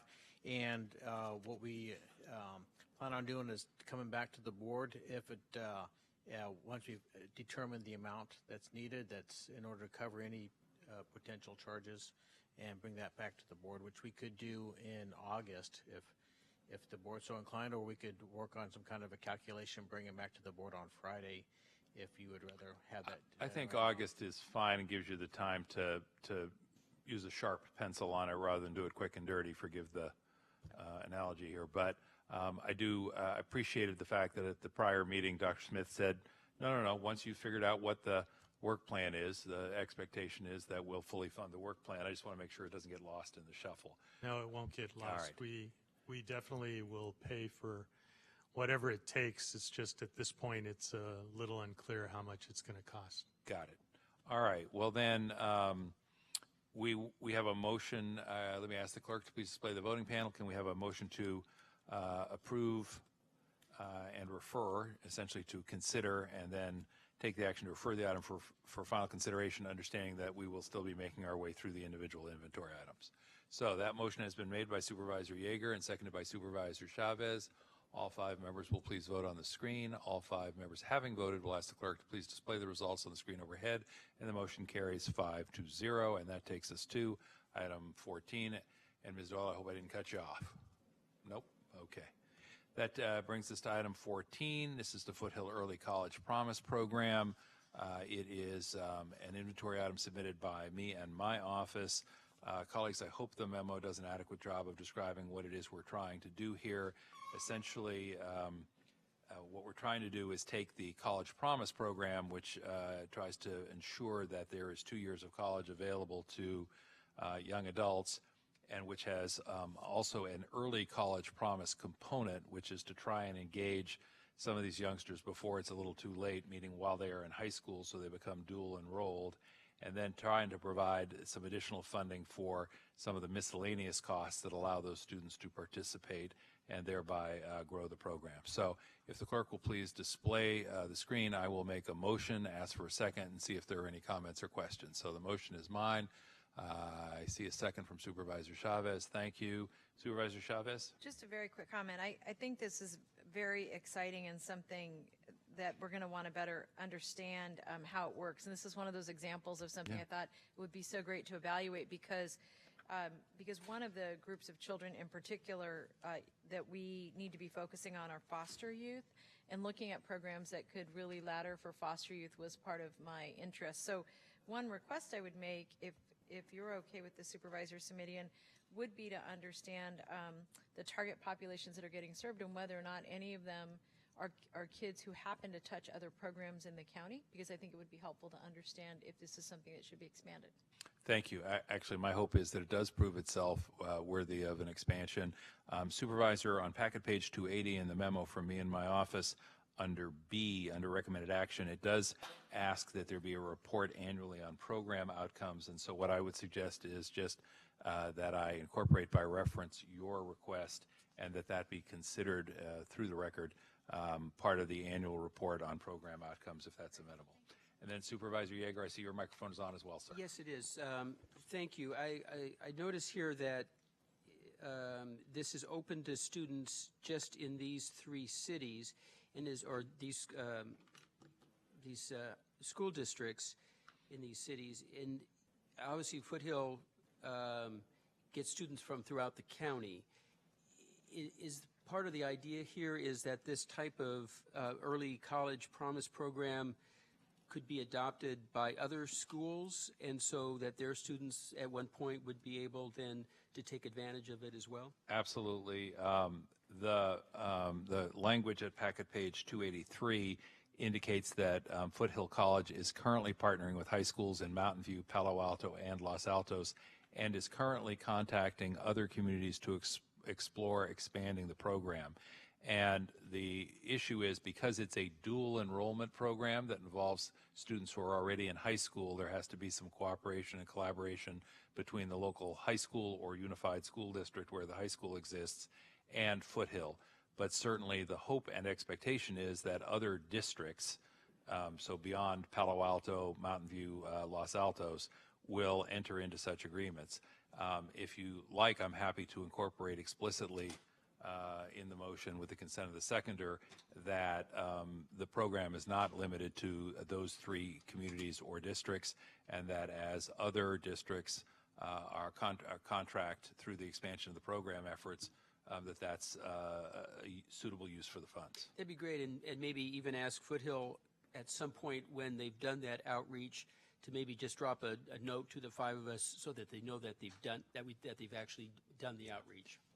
I'm happy to incorporate that as well. I do think, as I say, because I'm thinking in real time here, your point I think is well made, which is, you could have a student from Gilroy who goes to Foothill for whatever set of reasons. However, if he or she is sort of a one-off, it's unlikely that their school district will have entered into a cooperative agreement with Foothill. So on the one hand, I don't want to limit the participation. On the other hand, I want to be candid about the fact that I think it is more likely to be districts in the Foothill De Anza area. I had asked candidly about, well, wait a minute, what about De Anza? And the answer was, at this point, the dual early college promise effort is focused on Foothill, but I'm certainly open to having students from any place in the county participate in the program. Right, and I think that's what we've tried to do with other kind of programs like this. So I appreciate it. Thank you. All right, thank you. All right, we have a motion by Supervisor Midian, that would be me, a second by Supervisor Chavez. All votes have now been cast, and we'll ask the clerk to please display the results overhead. The motion carries 5-0, and we will ask that the record reflect the input of my 2 colleagues on that item. That takes us to item number 15, and this is the Supervisor Yeager item, urban agriculture for low-income families. Supervisor?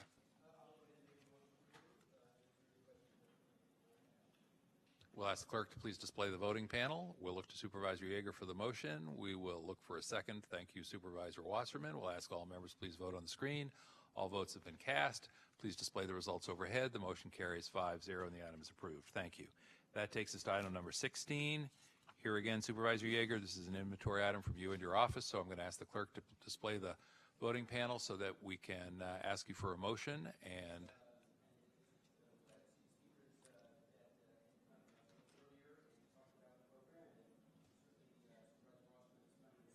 we need both a microphone and a motion, sir.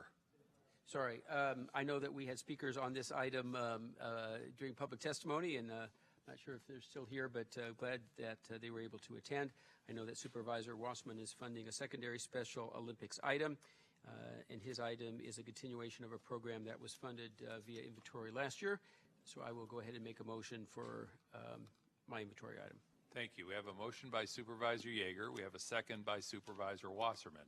We're going to ask all 5 members of the board to please vote on their screens. All 5 members having voted, we'll ask the clerk to please display the results overhead. The motion carries 5-0, and we are now on to item number 17. Again, Supervisor Yeager, this is your item. Yes, one thing that we might want to do is take item 42 with this item. This is Supervisor Chavez's inventory request to cover transportation costs for the summer camp. This item, my inventory item, is for the actual camp itself. It's the second year that we've done this camp, and the lodging will be at San Jose State University. And I know that Supervisor Chavez has an inventory item for $8,000 to pay for transportation during the week. What I'm going to suggest at this time, colleagues, is that we do these as distinct and separate items, but take item 17 at this time, and then, without objection, to move immediately to item 14, since there is a linkage between the 2 items. Excuse me, 42. Other than that, I had it just right. So we'll go from item 17 to item 42, and again, for members of the public and for staff who are present, we'll go from item 17 to item 42, the related item. So we'll ask the clerk to please display the voting panel on our screens. Supervisor Yeager, if you'd like to make a motion, thank you. And we have a second from Supervisor Chavez. We'll ask all 5 members to please vote on the screens. This is on item 17. All members having voted, we'll ask the clerk to please display the results overhead, and the motion carries 5-0. Thank you, Supervisor Yeager. Now, We will go to item 42, just to get the right number up there. We'll ask the clerk to please display the voting panel. We'll ask for a motion from Supervisor Chavez, and if she could articulate what the motion is and what the money is for while everybody is considering their vote. This money will assist campers in getting to and from camp, and it's very expensive and can be very difficult for the campers just because of their wheelchairs and other impediments to being able to get safe, secure, and comfortable transportation. And so I would really ask for your support. It's such a small amount of money to make such a big difference. Thank you very much. We need one more supervisor to vote, and all members having voted, we need one more supervisor to vote. Now, all members having voted, we'll ask the clerk to display the results, and we'll see them overhead. Motion carries 5-0. That measure has passed. We will go back to our regular place on the agenda. That is item number 18. Item number 18, Supervisor Yeager, is your item. We'll ask the clerk to please display the voting panel. And this item, President Midian, we had Dorsey Moore come and speak to this item about the need for this. This is for the Conservation Corps and Charter School. Approximately 30% of their participants do not have access to proper hygiene facilities due to homelessness and other challenges. And so then this would allow a portable shower that could be used for approximately 125 of their youth on a daily basis. And making the request for this item $100,000. Thank you very much. Motion is by Supervisor Yeager. Second is by Supervisor Cortese. We'll ask all 5 members to please vote on their screens. All 5 members having voted, we'll ask the clerk to display the results overhead. And the motion carries 5-0. Takes us to item number 19. Item number 19, Supervisor Yeager, your item again. Yes, the Aki Asian Women Home provides shelter and services to survivors of domestic violence and human trafficking, regardless of gender, ethnic background, immigration status, or sexual orientation. Due to its age and high volume, the phone system at the women's home has begun to fail. This inventory item allocates $12,000 for Aki for a new dedicated phone system with greater capacity. Thank you very much. Can we have the clerk please display the voting panel? We have a motion from Supervisor Yeager and a second from Supervisor Chavez. All 5 members, please vote on your screens. All votes having been cast, we'll ask the clerk to display the results, and the motion carries 5-0. Thank you very much. That takes us to item number 20. Item number 20, it was submitted by Supervisor Cortese. We'll ask the clerk to please display the voting panel so that Supervisor Cortese may offer a motion at this time if he wishes to do so. Well, thank you, President Midian. This is an inventory item with the payee being City Team Ministries to augment their dental clinic, which is provided to low-income communities, and they've been in operation for many years. They have had some attrition with volunteer dentists, and this will keep them on track. Thank you very much. We have a motion by Cortese. We have a second by Chavez. Can I ask all members to please vote on the screen? All 5 members having voted, we'll ask the clerk to display the results, and we'll indicate that the motion is carried 5-0. This is item 20, passes 5-0. That takes us to item number 21. Supervisor Cortese, I believe this is yours as well. Yes, it is, President Midian. Thank you. This item would authorize payment to City Peace Project, which is a 501c3 per the Internal Revenue Service, in the amount of $52,500 relating to providing education, awareness, and support to gang-impacted youth, families, and communities. We were approached for the second year on this item. It was not funded last year by Diane Fischler from Jewish Community Relations Council, along with Danny Sanchez, who is a Christian pastor who does this work on the east side, and they, among other leaders in the community, have urged us to do this in order to provide encouragement in those areas I just described. Thank you very much. We're going to ask the clerk to please display the panel, voting panel on our screens. Supervisor Cortese, if you'd like to make a motion on the screen. Motion by Cortese, second by Chavez. We will ask all 5 members to please vote on the screen. Then we will ask the clerk to please display the results. And that item passes 4-0 with 1 abstention. Thank you very much. That takes us then to item number 22. And Supervisors Cortese and Chavez, we do have 2 speakers. Would you like to have me bring them up before you present? All All right, thank you. We are at item number 22. We're going to ask the clerk to please display the voting panel, but in the meantime, let me ask Kathleen King and Jerry Stranges to both come on up, and we have 2 minutes set aside for each speaker on this item. Welcome.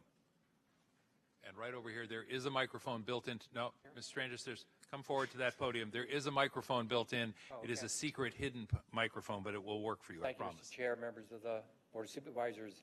Very excited to be here today to ask for your support of Supervisor Cortese and Chavez for the San Jose Stage Company. I'm a 35-year board member for the Stage Company, and we're now trying to secure our home. And this is an opportunity for us to secure our home, acquiring the property from the successor agency. Kathleen King, I think, is stuck in traffic, but she's the executive director and founder of the company, and she might be coming in any minute. So thank you very much for your consideration. All right, thank you very much. Thank you for being here. And we'll look to the board for a motion on this item. Supervisors Cortese is the maker of the motion. The seconder is Supervisor Chavez. Colleagues, are there questions? There is. Supervisor Yeager. I do, thank you. And I don't know if, just a couple questions, either for Supervisor Cortese or Chavez or for Mr. Stranges. It probably has been decided, although the information wasn't really in the memo, of what might happen should San Jose Stage Company just go out of business altogether. What are we doing to be able to protect our investment? And talking to Mr. Stranges earlier today, that they received a loan, they called it a loan, not a grant, from the city of San Jose for, I believe, about $1 million. And they had certain conditions on that loan, such as if they went out of business altogether, the city would get repaid. And I just didn't know if we'd be looking at all of those aspects when the final agreement is made with San Jose Stage Company, just to protect ourselves for whatever might happen in the future. And I know, Supervisor Chavez, you had thought of the whole idea of working with the Office of Supportive Housing, if and when should they want to rebuild and have the theater down below and housing up above. I just didn't know if we wanted to include some of that language into whatever would become the final agreement with San Jose Stage. Supervisor Chavez or Cortese, would you like, either one of you like to respond? Since Dave, you made the motion, I can. Yeah, I have no problem with putting, ordinary covenants and restrictions into the agreement, for continued use and to protect us in the event that they go dark. I think the idea of, some kind of a permanent supportive housing project, though, is just a second. I don't think it's part of this inventory item. I think if that happens at some point in the future, it's just going to be a deal that stands up on its own or not.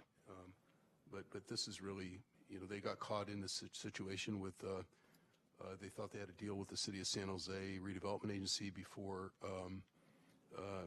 that redevelopment agency went through dissolution, and came to find out that the state requires them to pay full fair market value as defined by the state and an appraiser, which is a significantly higher amount than what they thought they were going to be able to acquire the property directly from the city for. So this is just a one-time match, basically, to fill that gap, to help fill that gap. I think a lot of people, private sector folks raising money, the city and us by way of a grant, are just trying to close that, help them close that gap on a one-time basis. And I'm fine. We approved that delegation of authority earlier to allow our council and our administration to negotiate and write restrictions in, and I'm completely happy to make that part of the motion. Appreciate it. Thank you.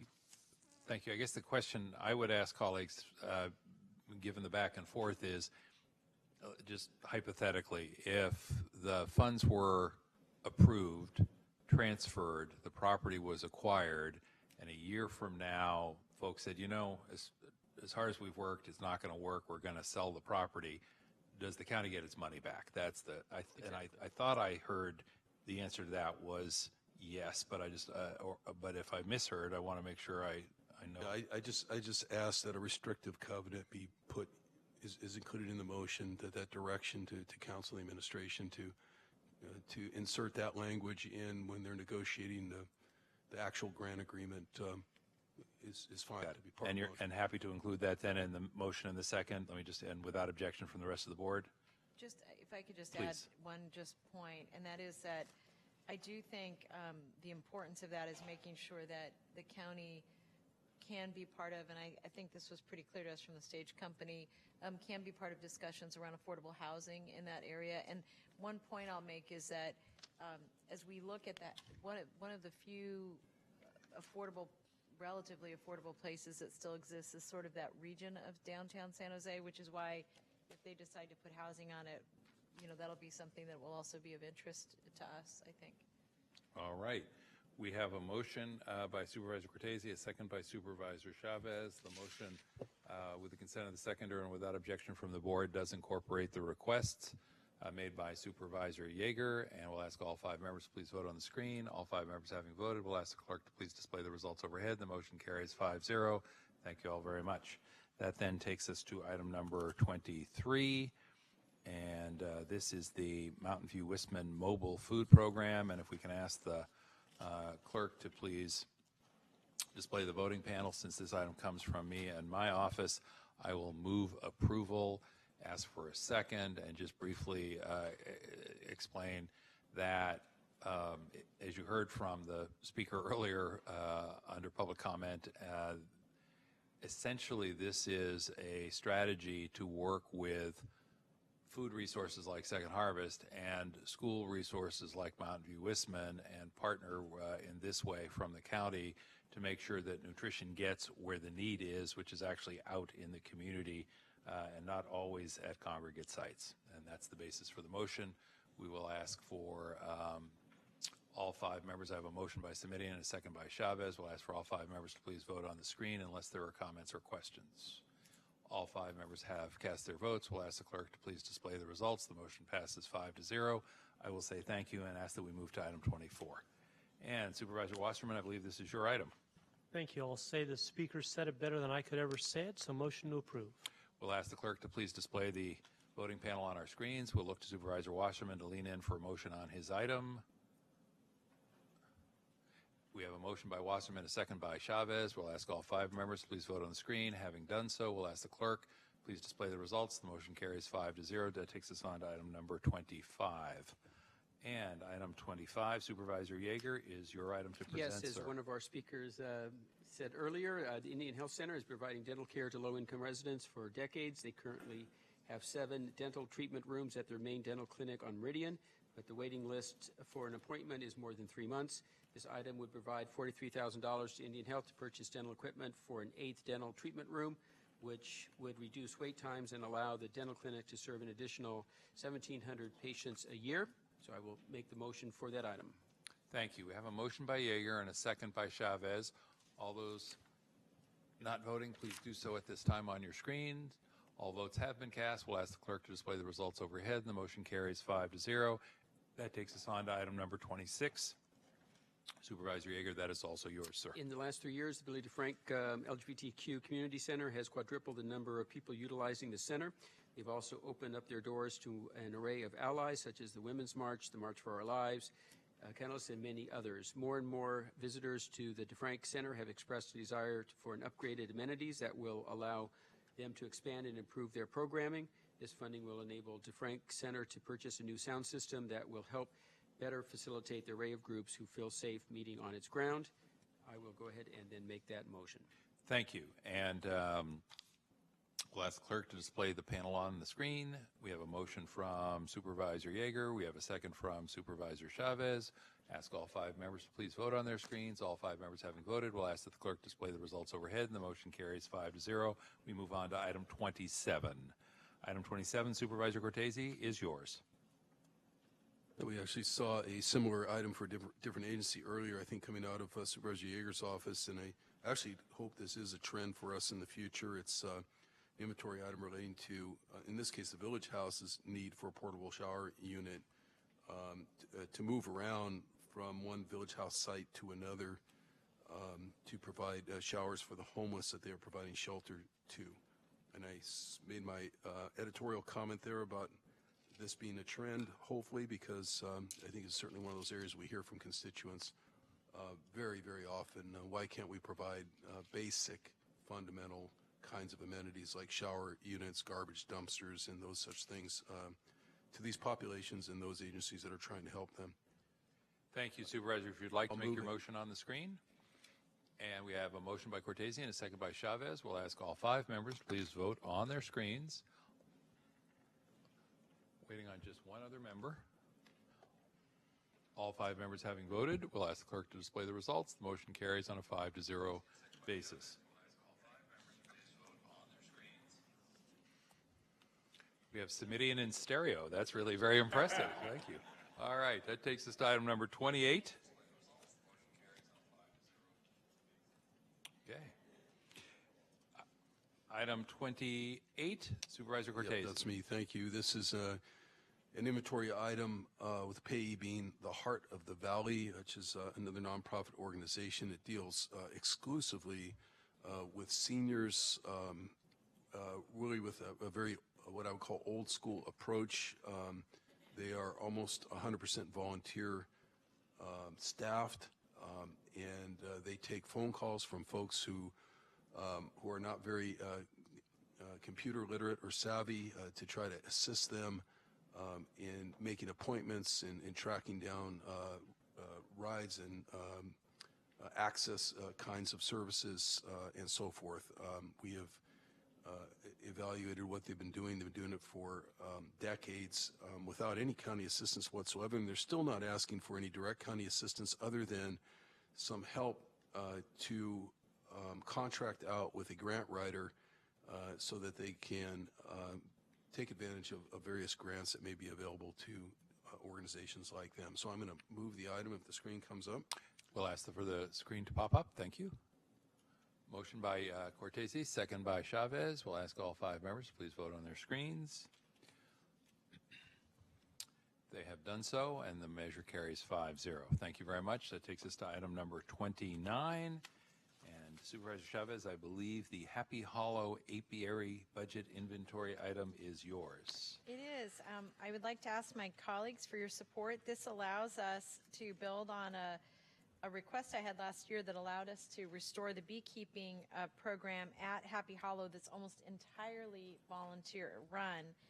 And this will allow a final expansion of that. And I just want to remind everyone how important bees are to agriculture and to a number of other items that are on our agenda today. So with that, I would ask for your support for this item.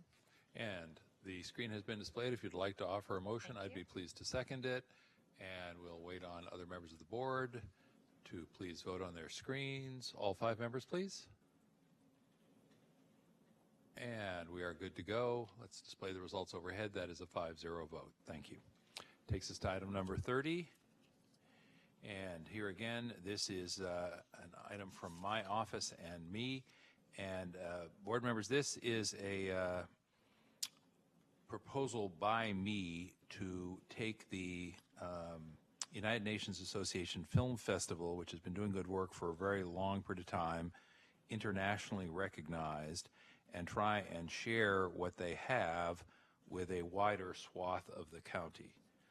And to do that by working with our library district so that the offerings of the film festival could be shared not just in the North County but throughout our library district.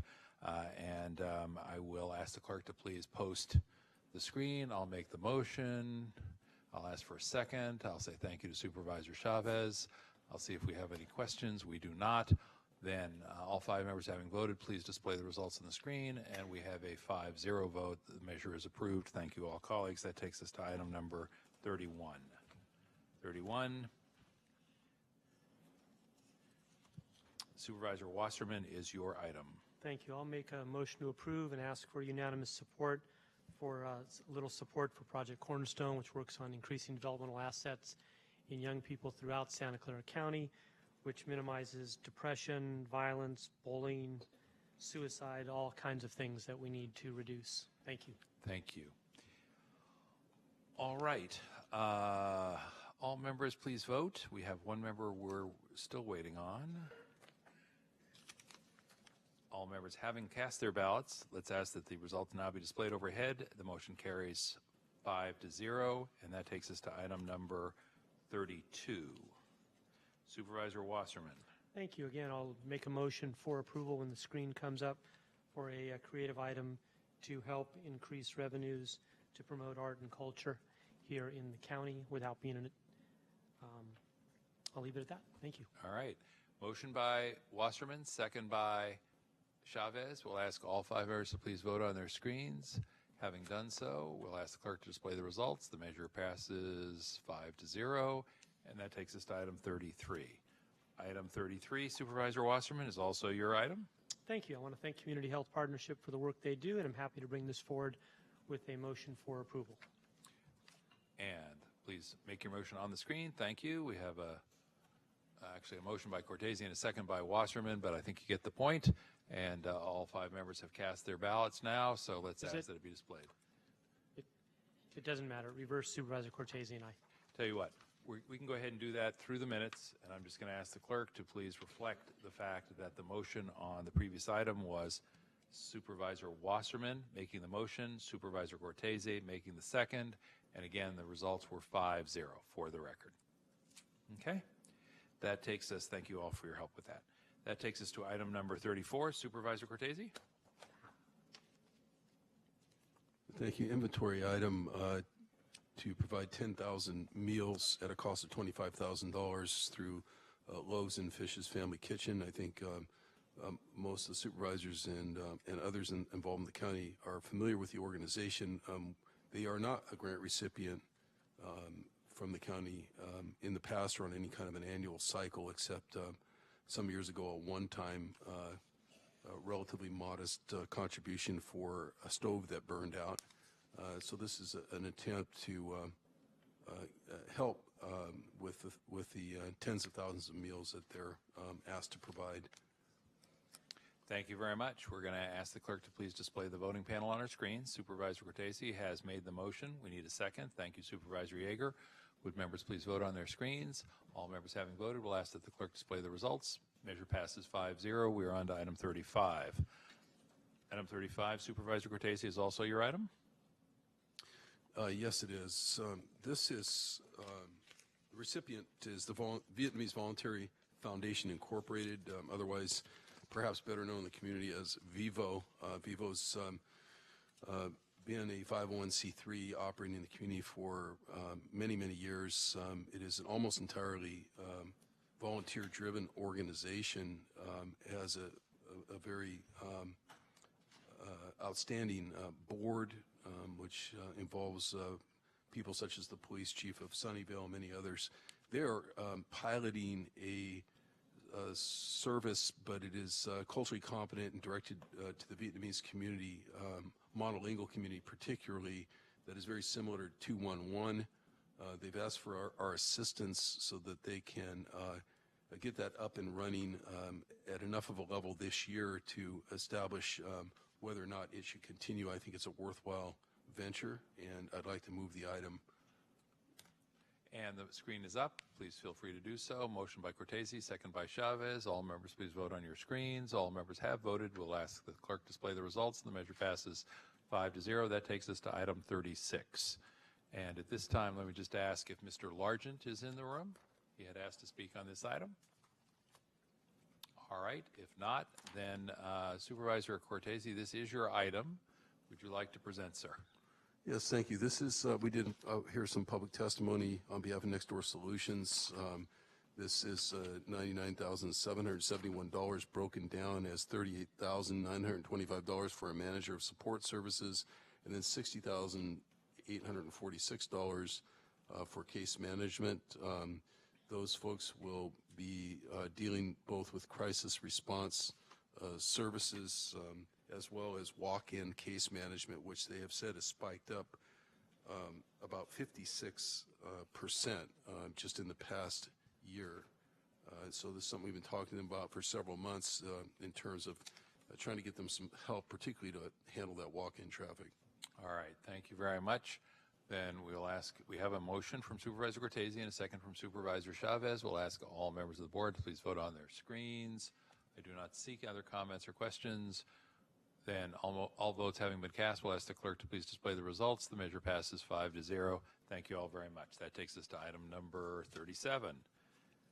And Supervisor Yeager, I believe Yes, this is this your item will allocate a total of $97,000 over 2 years to the American Heart Association to launch a hypertension management program in partnership with Aki and the Foothill Community Health Center. It would be embedded in the clinics which is where we need these kinds of health education programs. This is a 24-month pilot. Hopefully we can show positive impact and convince other clinics to take up this type of program. Thank you. With that, I will make the motion to approve the item. All right, the motion is by Yeager. Do we have a second? We do, from Supervisor Chavez. If we could ask all 5 members to please vote on their screens. All members having voted, we'll ask the clerk to display the results. And the measure passes 5-0. We are on to item number 38. Yes. Supervisor Yeager. Thank you. Since it opened, the Rotary Play Garden has been a rousing success, so much so that it was a model for the funding in this last year's budget to expand the number of inclusive playgrounds in our county. The Guadalupe River Park Conservancy is tasked with maintaining the play garden, but the needs of that maintenance have far exceeded the routine upkeep envisioned before it opened. Due to this popularity, the Conservancy plans to invest in an operations manager to oversee staffing, coordinate the addition of a shade structure, manage routine maintenance of landscape and equipment, and coordinate school and picnic reservations. Thank you. If you will make a motion on the screen, I would be pleased to second it. And then we'll ask all members to please vote. I do not see questions. Supervisor Cortese, forgive me, I did not mean to overlook you. I was just anticipating the next item. All right, thank you very much. Then we'll ask that the clerk display the results overhead. The motion passes 5-0. We are on to item 39. And Supervisor Cortese. Yes, thank you. This is, I believe, a very exciting partnership opportunity, and one with an organization, again, that's been around for a long time, doing great work, even on a global level, but somehow we haven't really had any kind of direct relationship, although we do have a liaison relationship on their board, and I am the board's designee to the Tech Museum's board. Is that still the official name, Tim? I should have.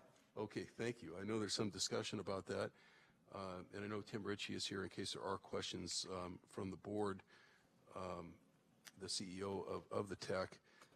They are embarking now on the design and planning process for a Tech Center for Sustainability within the Tech Center, the Tech Museum itself.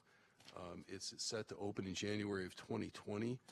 The county has been invited to be to play a significant role. I know our Office of Sustainability has met with the Tech Museum team to talk about a variety of opportunities. They have settled on work with the thousands and thousands of school-age kids that they bring in on climate change education, which can be done while they're here, visiting the Tech to get them to change habits, educate others, and become stewards for the environment. In addition to that, our Office of Sustainability is working with them directly on our Sustainability 2.0 plan, which has been well received by the Tech. So this $50,000 will get us to a point where I believe in early 2019 we will have a more refined relationship before us to take a look at with the Tech Museum for future consideration. Thank you. We'll look to you for a motion then on our screen. We have a second from Supervisor Chavez. All 5 members please vote. And all 5 members having cast their ballots, we will ask 5-0. Thank you very much. That takes us to item number 40. And on item number 40, we will look to you again, Supervisor Cortese, as we ask the clerk to display the screen. Thank you. I think many of the board members are familiar with Abrazos in Books, which is a longstanding scholarship organization that was founded by the Emmy Award-winning journalist Rigo Chacon. He has continued to raise funds and grant scholarships through his organization to college-bound youth in Santa Clara County. This is a one-time cost of $20,000, and I'd like to move the item. Please do so. We have a motion from Cortese and a second from Chavez. We need one more member to vote on the screen. All votes have been cast. We'll ask the clerk to display the result. Measure passes 5-0. Thank you very much. We are on to item 41. Item 41, Supervisor Yeager, this is yours. Yes, thank you. The Represent Running Youth Fitness Program was created by Soul Focus Sports to encourage more Santa Clara County youth to engage in fitness activities. They do this through free running clinics and entries into kids' run events. This funding will provide 600 free race entries across numerous events, including the San Jose 408K and the Silicon Valley Half Marathon and Kids Run Fun. So I will make the motion then to approve this item. The screen is up. We have a motion from Yeager, a second from Chavez. We'll ask all members to please vote. All members have voted. Clerk will display. Passes 5-0. That is item 41. 5-0 takes us to item 42. And Supervisor Midian, if I may just make a comment. Please. I think that was an appropriate time, is talking about youthful athletes, to mention that Supervisor Yeager just completed a 500-mile ride. 545. I'm sorry, what? 545. 545-mile ride. You know those bicycles made for two? He was on the back? No. It was a fundraiser for AIDS in which over 2,000 people rode their bikes from San Francisco to San Diego. So I just... Or Los Angeles. It was San Francisco to Los Angeles, and altogether $16 million was raised for AIDS research and services. So very nice. Thank you for that indulgence, President Midian. No, thank you, and well done, Supervisor Yeager. Truly, well done. All right, that takes us to item number 43. Supervisor Chavez, this is yours. Colleagues, this is a request to support one of our region's signature institutions, and that's the San Jose Museum of Quilts and Textiles. This museum is the first museum in the United States to focus exclusively on quilts and textiles as an art form, and many of you know that the board and the founders are all primarily they are women, and this is a form of art that was consistent with the county's recent efforts to focus on the contributions in particular of women. The museum has prudently owned its building since 2005, but the building now needs some updates, and I'm seeking the county's very modest contribution to help them attain that goal. Thank you very much. We'll ask the clerk to please display the voting panel so that Supervisor Chavez may move. And, well, actually, Supervisor Cortese. That's okay. Beat her to it, but Supervisor Chavez is happy for the support. So motion by Cortese, second by Chavez. All 5 members, please vote on the screen. All votes have been cast.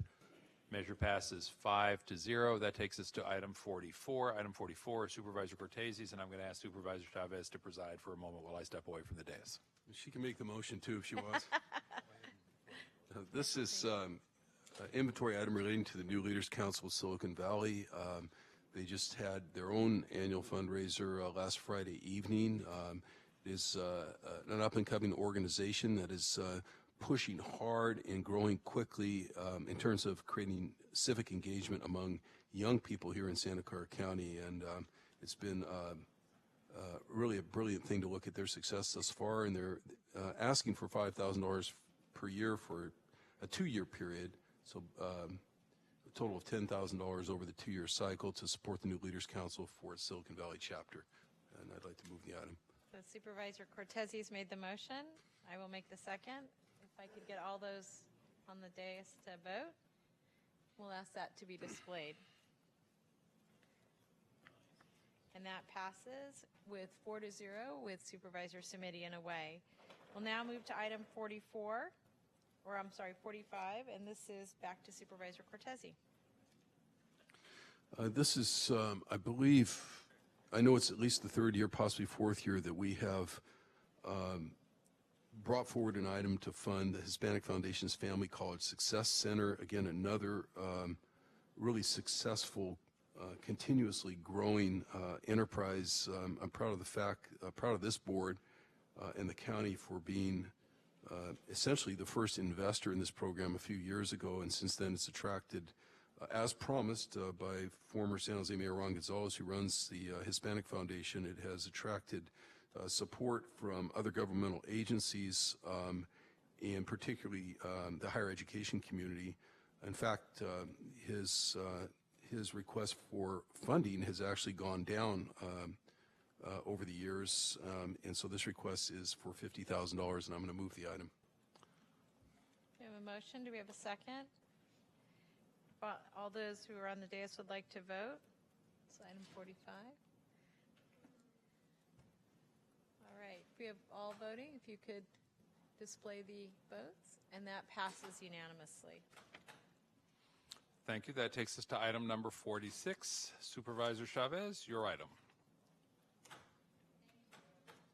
This is an opportunity to engage our foster youth in the opera, and this is Opera Cultural, and this is the story of La Llorona, and this will be a contribution that will make sure that our young folks can attend, and also that they will be able to afford the transportation to participate. They have been focused on low-income communities and foster youth in many of their productions, and this will really solidify our partnership because we need to make sure that access, that they're not just open to it, but that access is available. There will be workshops about this story, and it's a very well-known story in Latin culture and Latin American culture, and they will be holding workshops at the Hub and at Makla, and the performances will be held at the Mexican Heritage Theater. Thank you. Motion on the screen is by Supervisor Chavez. The second is by Supervisor Cortese. We'll ask all members present to please vote. And we'll ask the clerk to tally the results and indicate that the motion passes 4-0 with Supervisor Yeager away. All right. Then that takes us to the next item. This is my budgetary item for Cancer Care Point.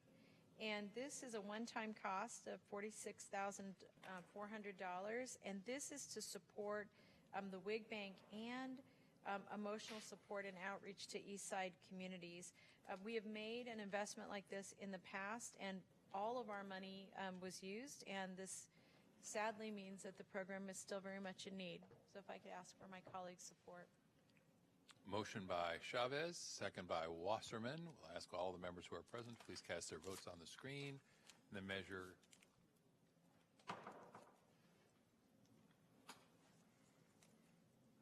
is displayed overhead, passes on a 5-0 vote. Thank you, Supervisor Yeager. That takes us to the next item, which is item 48. And item 48, Supervisor Cortese, is yours. Thank you. This item is to the Payee Center for Restorative Practices. It is to fund the startup of the Center for Restorative Practices. It's actually, the Payee is actually a nonprofit organization called the Gilroy Way. The total amount is $74,250. The breakdown is collaborative members consulting fees, $30,000, a strategic consultant of $25,000, a coordinator $10,000, and some materials and supplies at $2,500, and then indirect costs of $6,750 on top of that, for a total of $74,250.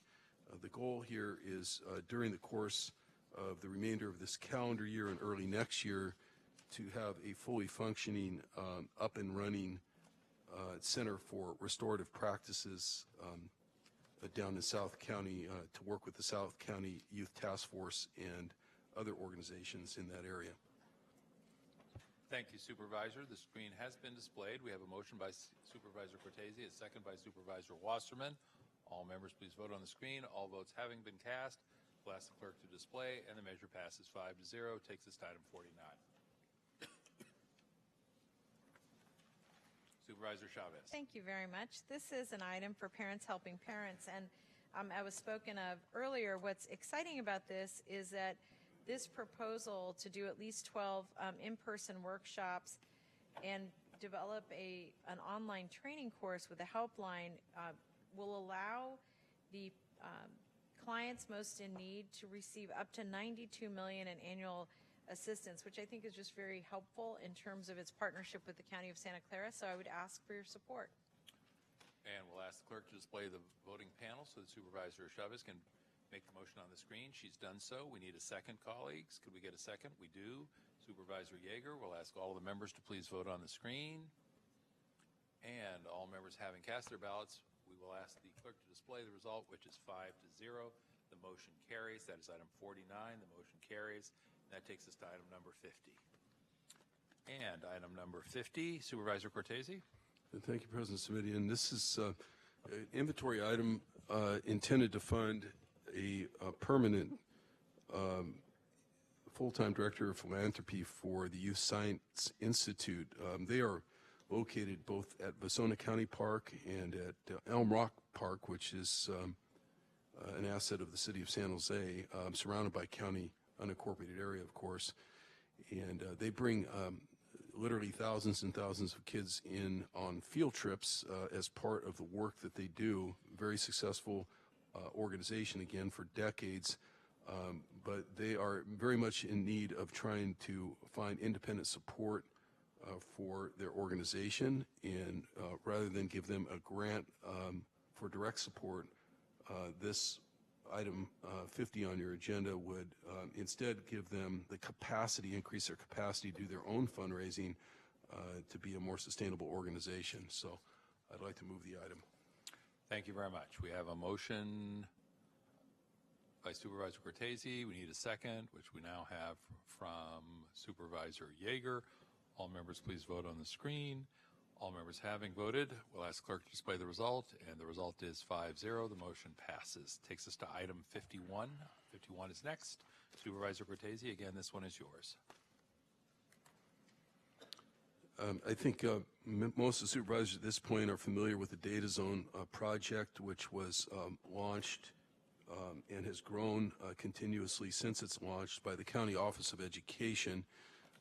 This item is in the amount of $95,000, and it's to support and enhance the data collection dashboards for our schooling services program. There are, at last count, several 100,000 files, student files, in the Data Zone data bank, which are now used by the multiple school districts. I think about 13 school districts who are involved with schooling services through the county, but they need to be able to access a Data Zone to determine if a student has a caseworker, probation officer, or in need of connecting with the county at some other level. So this will help them build that software infrastructure to make sure that that's happening. Thank you very much. We have a motion by Supervisor Cortese. Could we get a second, please? We have a second by Supervisor Yeager. Could we ask all members who are present to please vote on the screen? And we have 4 members present and voting, so we'll ask the clerk to display the result. The motion carries 4-0. Thank you very much. That takes us to item 52. Supervisor Yeager. This is actually Cortese. Supervisor Cortese. Okay, thought so. Thank you. Item 52 is would authorize payment to the Far West Wheelchair Athletic Association the amount of $10,533 relating to a one-time purchase of a Strike Force Power Soccer wheelchair. I know several of the supervisors have been out there to see how this works. This is just a huge opportunity for young people with disabilities, except that the barrier to entry is you have to have one of these wheelchairs that's specially equipped to allow you to compete. And every year they have to go out and look for assistance on a one-time basis. And I know that the county has done this in the past. We're just asking for a one-time purchase this year to continue to assist them. It's $10,533. Thank you very much. We'll ask the clerk to display the voting panel. And if I just make a comment, President Midian, in the last 2 years, this board has approved 2 wheelchairs both years for a total of 4, and I've gone out to many of their tournaments, and it's really very exciting to see, so I'm glad Supervisor Cortese has brought this forward. Great. Let's ask all members please vote on the screen.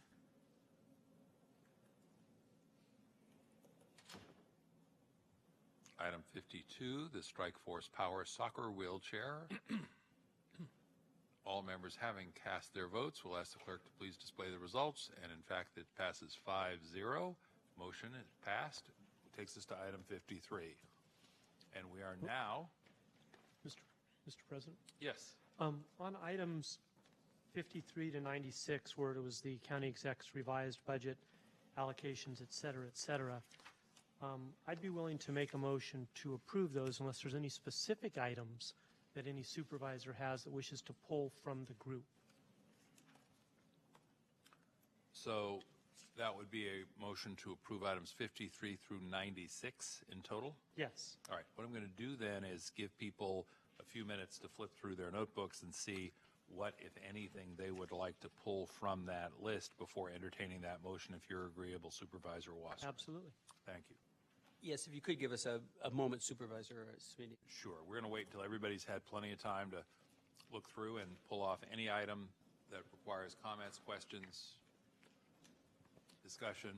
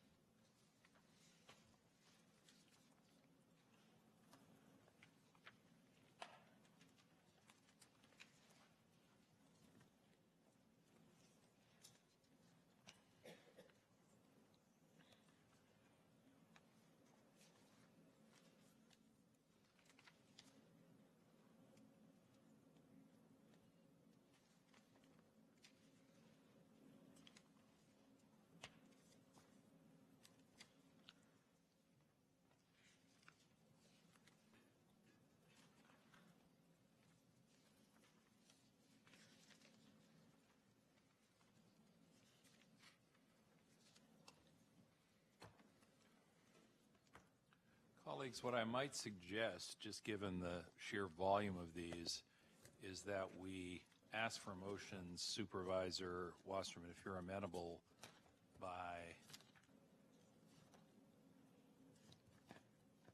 clumps, for lack of a more technical term. Clumps. Clumps. And the first one would be for items 53 through 76, which are the items under the Office of the County Executive. I'm going to want a few more minutes myself, but in a moment, I just wanted to let people know that that would be what I would be asking for in the way of a motion, if that worked for you. And I'm still flipping I think that's a great way of doing it. Thank you. I think clumping is a good way to go about it. Right, you're pro-clumping. That's good. I'm pro-clumping, yes. Thank you. And I revise my motion to that. Unless it's your milk.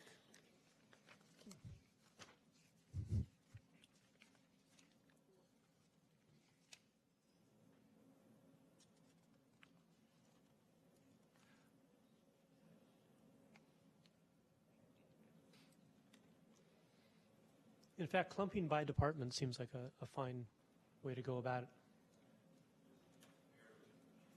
Bear with me for a minute while I'm checking my notes to make sure I don't have any questions on the first clump.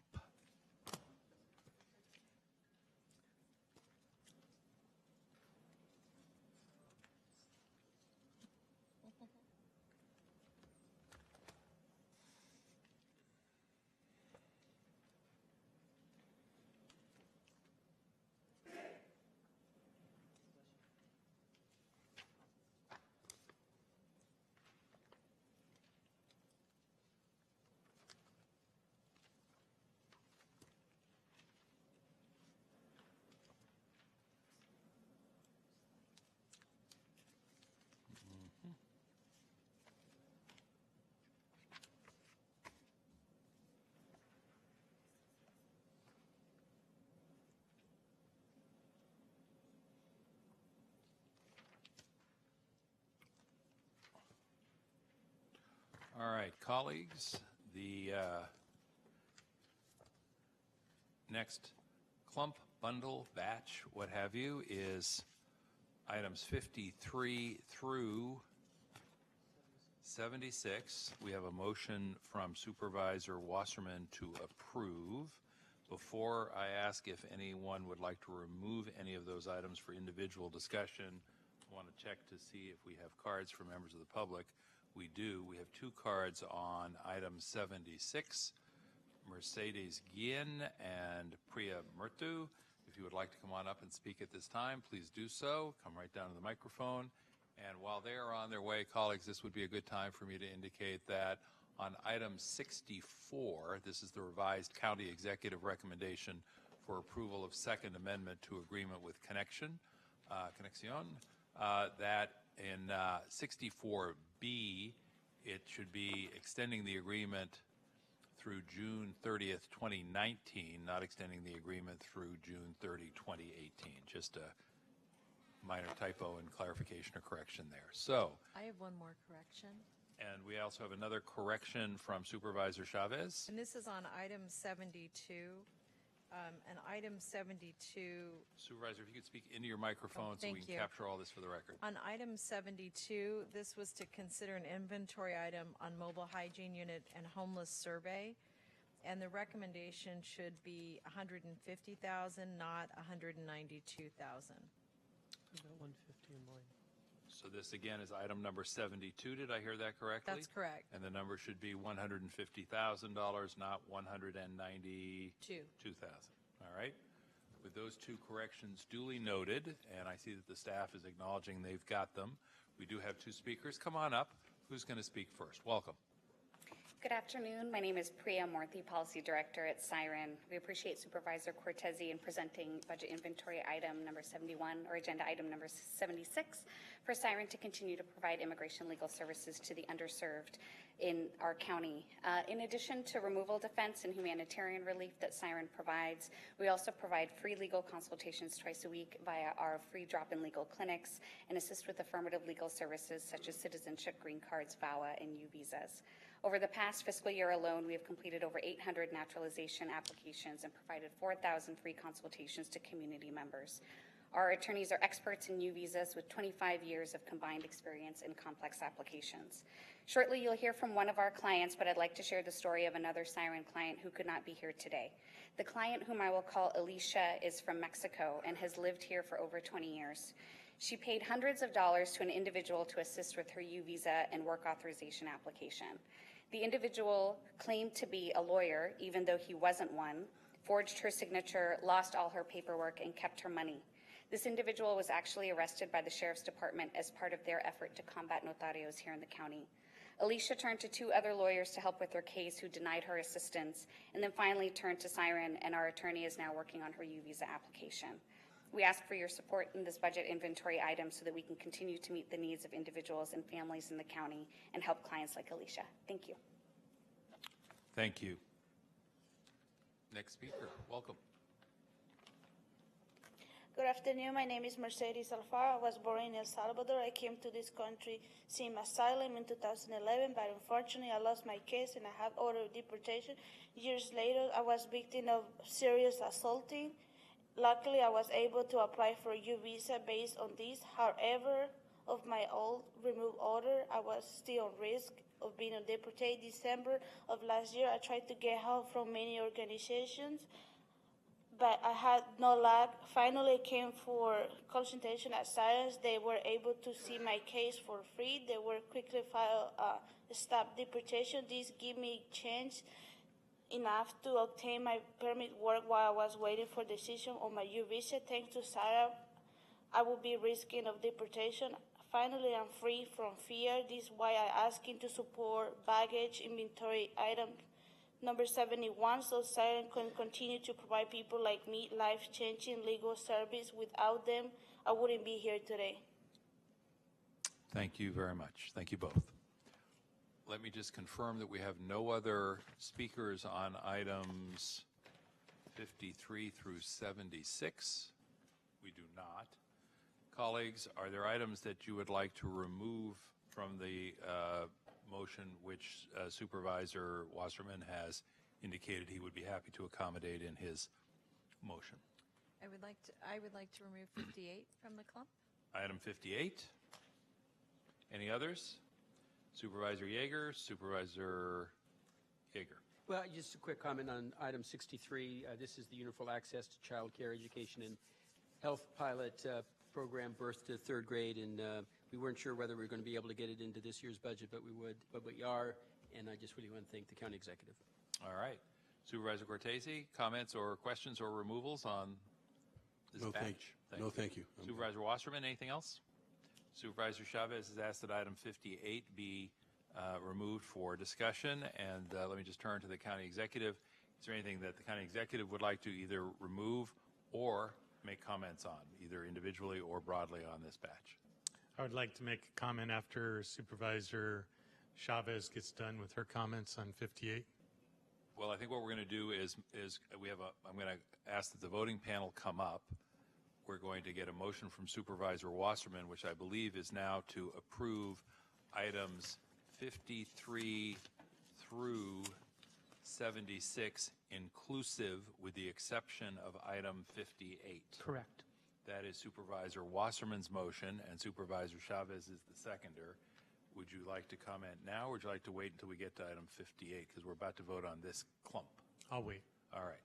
Then we'll ask all members of the board to please vote on the screen. And again, this is items 53 through 76, inclusive, with the exception of item 58.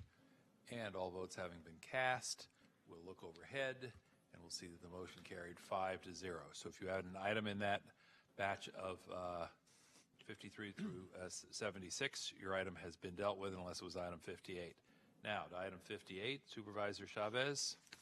Thank you.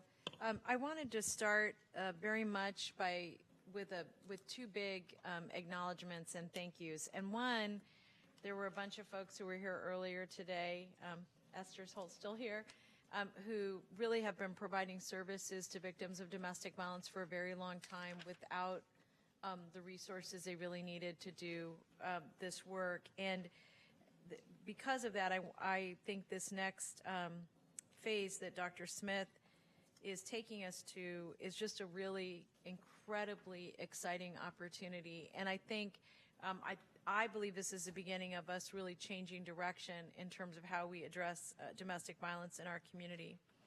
A couple of things that I wanted to just ask and for clarification is to make sure that the item 58 outlines some very specific financial resources that go to specific categories, and I just wanted to reaffirm or confirm with Dr. Smith that that will be the framework that he uses for staff to be able to talk to our advocates and nonprofit providers.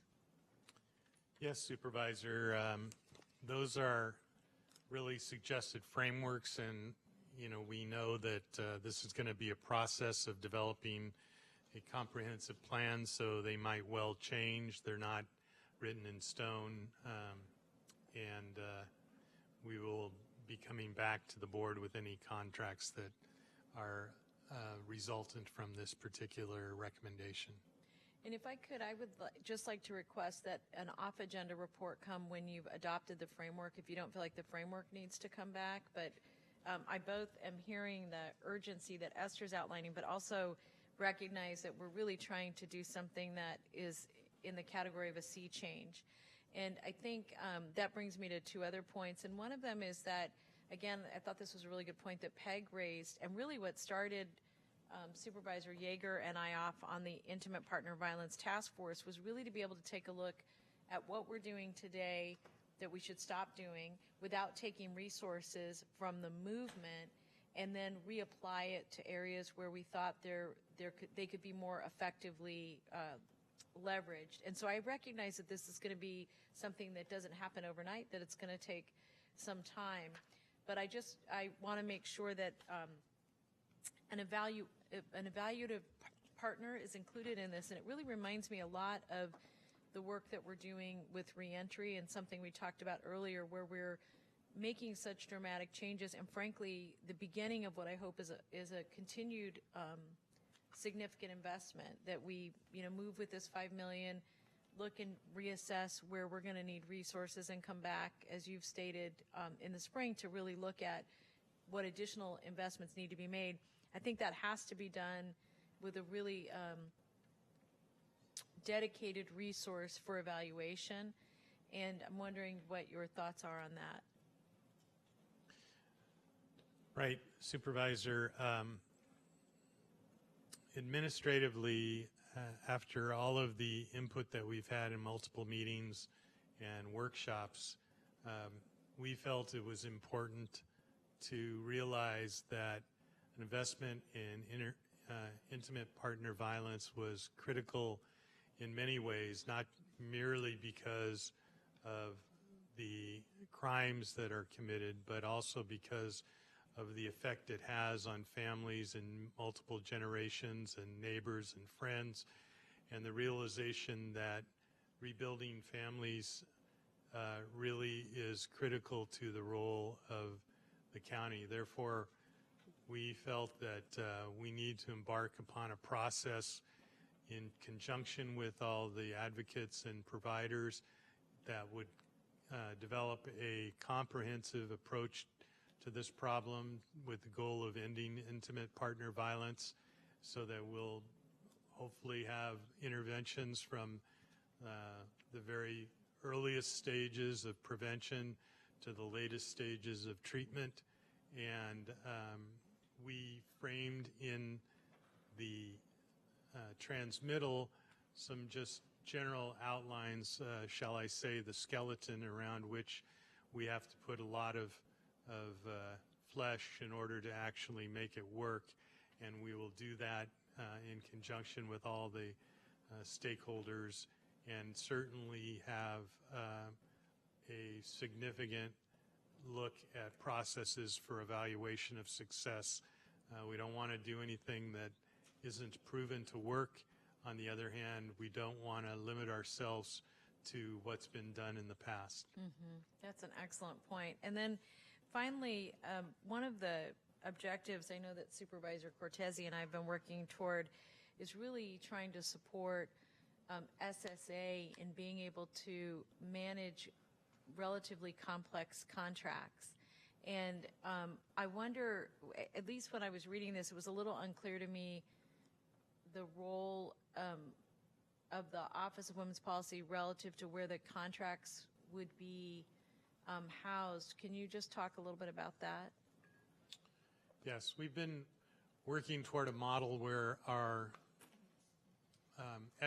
social equity and justice divisions are focused on providing subject matter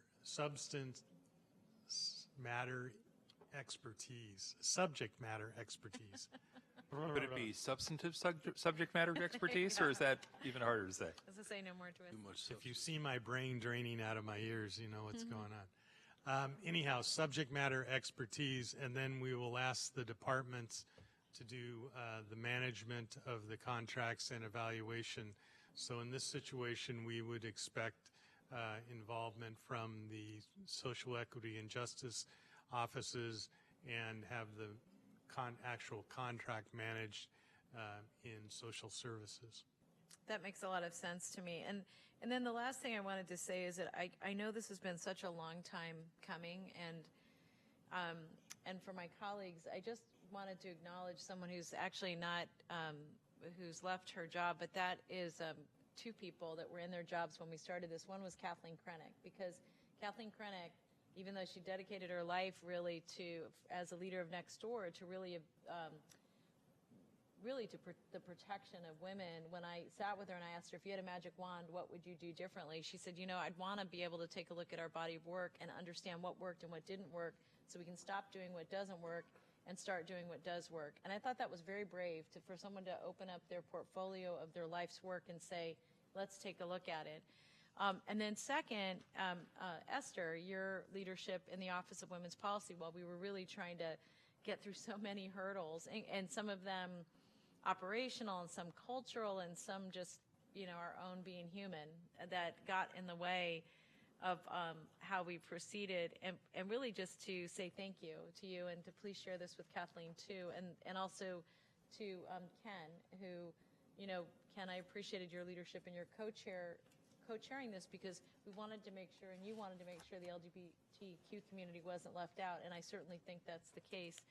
And then finally, to Dr. Smith, making big changes it can sometimes be difficult. And I was having this conversation with these young women today about why it was important that we had more women involved in public service. And as those of you who are in the audience can see, I am the only woman that is on the dais. And sometimes I think that can feel, especially to outsiders, like it's hard to get your voice heard. And I just want to say I have not felt like it's been hard to get my voice heard. It doesn't mean we don't need more diversity, and diversity isn't really a key component of how we can even be more successful. But I do want to say that I don't know how many of you up here have been a victim of intimate partner violence or intimidation or any of those kinds of things, but I have.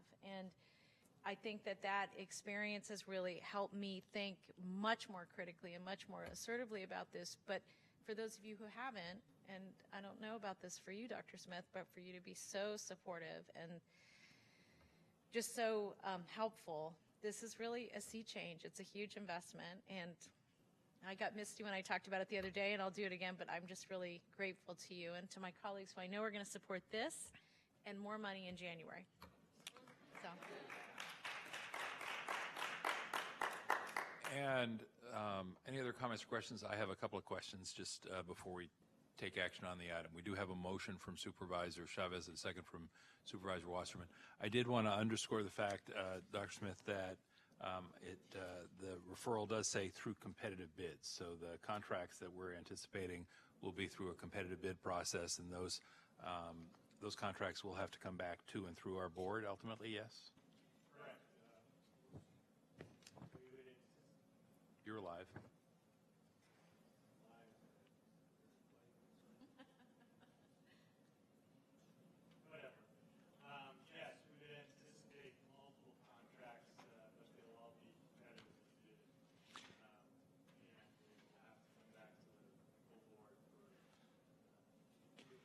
Thank you. And I would just ask both your office and then within your office, the Office of Women's Policy, to be mindful of the county-wide impacts of intimate partner violence and the need, therefore, to address the issue on a county-wide basis.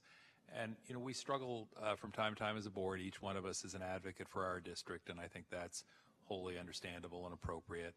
I mention this in this case because even in the 21st century in 2018, I still have people say, well, those aren't really issues in more prosperous communities, to which I would say you need to understand the issue a little bit better.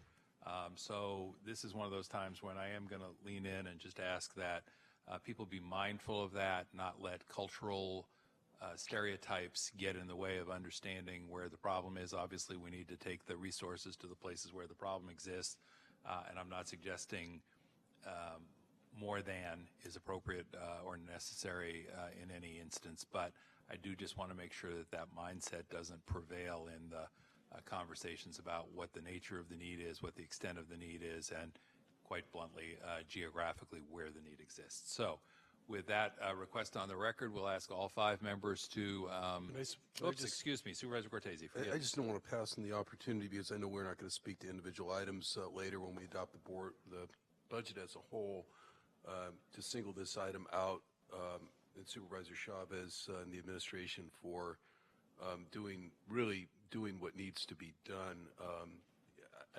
It's such a profound investment. I'm at a loss for words other than to say that despite whatever experiences I've had in the community, Supervisor Chavez, and despite whatever family violence I've seen, my eyes were completely open when I was asked to speak at the Domestic Violence Council 2 years ago. And when I looked at my speaking notes, I realized as we deal with other very significant problems like 7,400 homeless in this community, that the incidence of domestic violence and intimate partner violence in terms of volume in this community per capita request for aid just dwarfs most of the other issues that we're confronted with, at least many of them. And yet it's just been so underfunded through no fault of anyone at the county. But I appreciate you having recognized that when you got here to the Board of Supervisors and Dr. Smith and the administration as well for making a major course correction here. And I'm looking forward to the item coming back in January as well. I just want to endorse that before, well ahead of time. So thank you. Thank you. All right, all members having voted, we'll ask the clerk to please tally the vote and display the result overhead, and that passes on a 5-0 vote. Thank you all very much, and we look forward to the good work to be done in the future. And that's item 58. Now, we have gone through all items up to item number 76, and here's what I'm going to do. If there are reports that need to be made, or a board member would like a report, or there's a request for information, so be it. But otherwise, I'm going to ask the clerk to help us move briskly through the remainder. And again, if there are comments or questions, so be it. We will stop. Otherwise, we're going to put the voting panel up for item number 77. This is County Sanitation District number 2 and 3. And we're going to ask if there is someone who's prepared to move the recommended action. There is. Supervisor Chavez, is there a second? And I'm looking for a second from Supervisor Cortese. Thank you very much. All members, please vote on your screens. There do not appear to be any comments or questions. All votes have been cast. We'll display the results.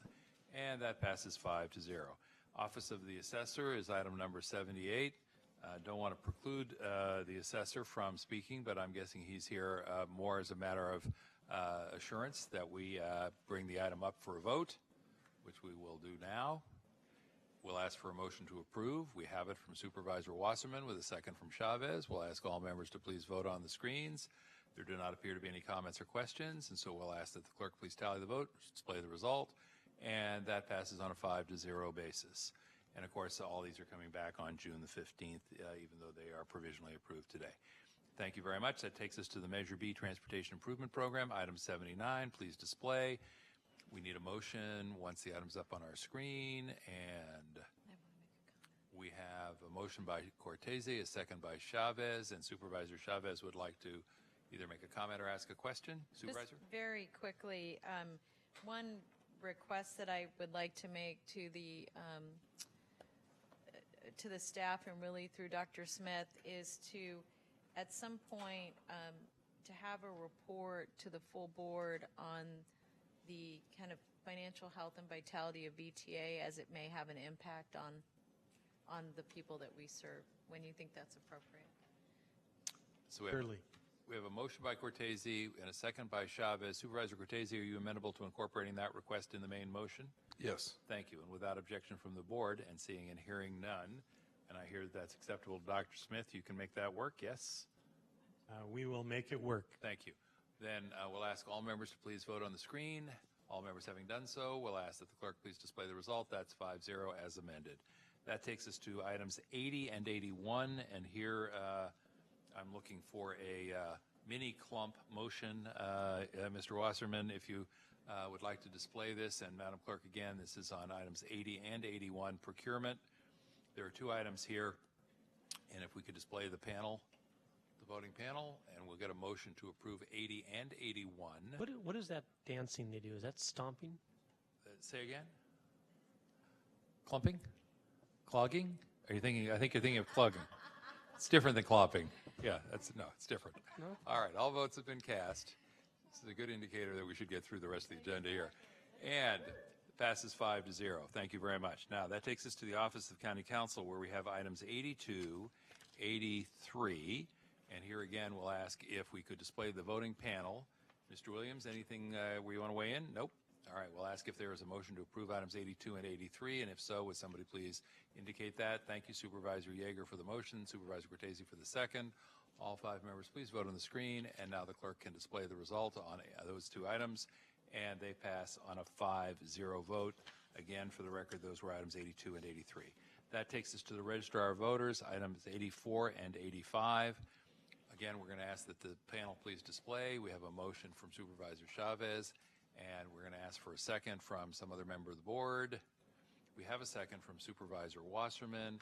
Are there comments or questions? I will just say, before I cast my vote, that I share many of the concerns Supervisor Yeager articulated recently, and there is an expectation that the investment of resources generates a commensurate improvement in our operation. A lot of hard work, a lot of good work, but I want to just sort of underscore the shared concern that Supervisor Yeager articulated recently. Yes, Mr. Wasserman? Mr. President, that was 84 and 85 clumped. Forgive me if I didn't share that. Yes, 84 and 85, or if I misspoke. So it is 84 and 85. These are the two items. And please vote on the screen. And all votes now having been cast, we will see that items 84 and 85 have been passed unanimously 5-0. Taking us to item number 86, Information Services Department. We're going to post that one with a voting screen so that someone can lean in and make the motion to approve. There's just one item here. And we have a motion by Wasserman, a second by Yeager. We're going to ask all members to vote on the screen. Are there any comments or questions? There are none. We will ask the clerk to display the result. And item 86 passes on a 5-0 vote. Takes us to item 87, Communications Department. We're going to display the screen. We're going to ask for a motion on the item. Again, just one item here. And we have a motion by Wasserman, a second by Chavez. We'll ask all 5 members to please vote. Supervisors, unless you have comments or questions, please vote on the screen. We need, whoop, we got them all. Thank you. We'll ask for the clerk to display. Item 87 passes 5-0. That takes us to Facilities and Fleet. We have 3 items here, members, items 88, 89, and 90. And we will ask that the clerk please display the screen. The voting panel is up. We have a motion from Supervisor Chavez, and we have a second from Supervisor Cortese. Again, Facilities and Fleet, items 88, 89, and 90. Are there any comments or questions? There are not. Then we'll ask all members to please vote on the screen, and we'll ask that the results be displayed. Those 3 items have been passed 5-0. That takes us to the County Library District. Is there a presentation? There is not. And that is items 91 and 92. Supervisor Wasserman has moved approval. We have a second from Supervisor Chavez. Again, these are 2 items, 91 and 92. Comments or questions? Seeing and hearing none, we'll ask everybody to please vote on the screen. We are waiting for one last member. All votes have now been cast. We'll ask that the results please be displayed overhead. 91 and 92 pass on a 5-0 vote. Thank you very much. That takes us to Employee Services. Items 93 and 94. Let's see if we can get a motion to approve those 2 items. And again, this is the recommended action contained in our published agenda. We have a motion by Yeager. We need a second, colleagues. Second from Mr. Wasserman. Supervisor Chavez, your light is on. Would you like to comment on this item? Thank you. Please do. Yeah, I just wanted to ask, and really this is more of a question for Dr. Smith. I don't know, maybe it's for John, but I'm wondering when we will be doing a kind of an overall discussion about ESA, and I don't know if it's on FGOC's work plan or on any of our work plan, just to better understand where we are in process with the work of ESA. And the reason is that in the off-agenda reports, which were really thorough, there was kind of a lot to dig into, I thought, relative to the report we saw. Right. I don't think it's on FGOC. We were intending to come back to the full board at the end of the summer. Okay, so in August? So that we can, right, so that we can go through everything step by step.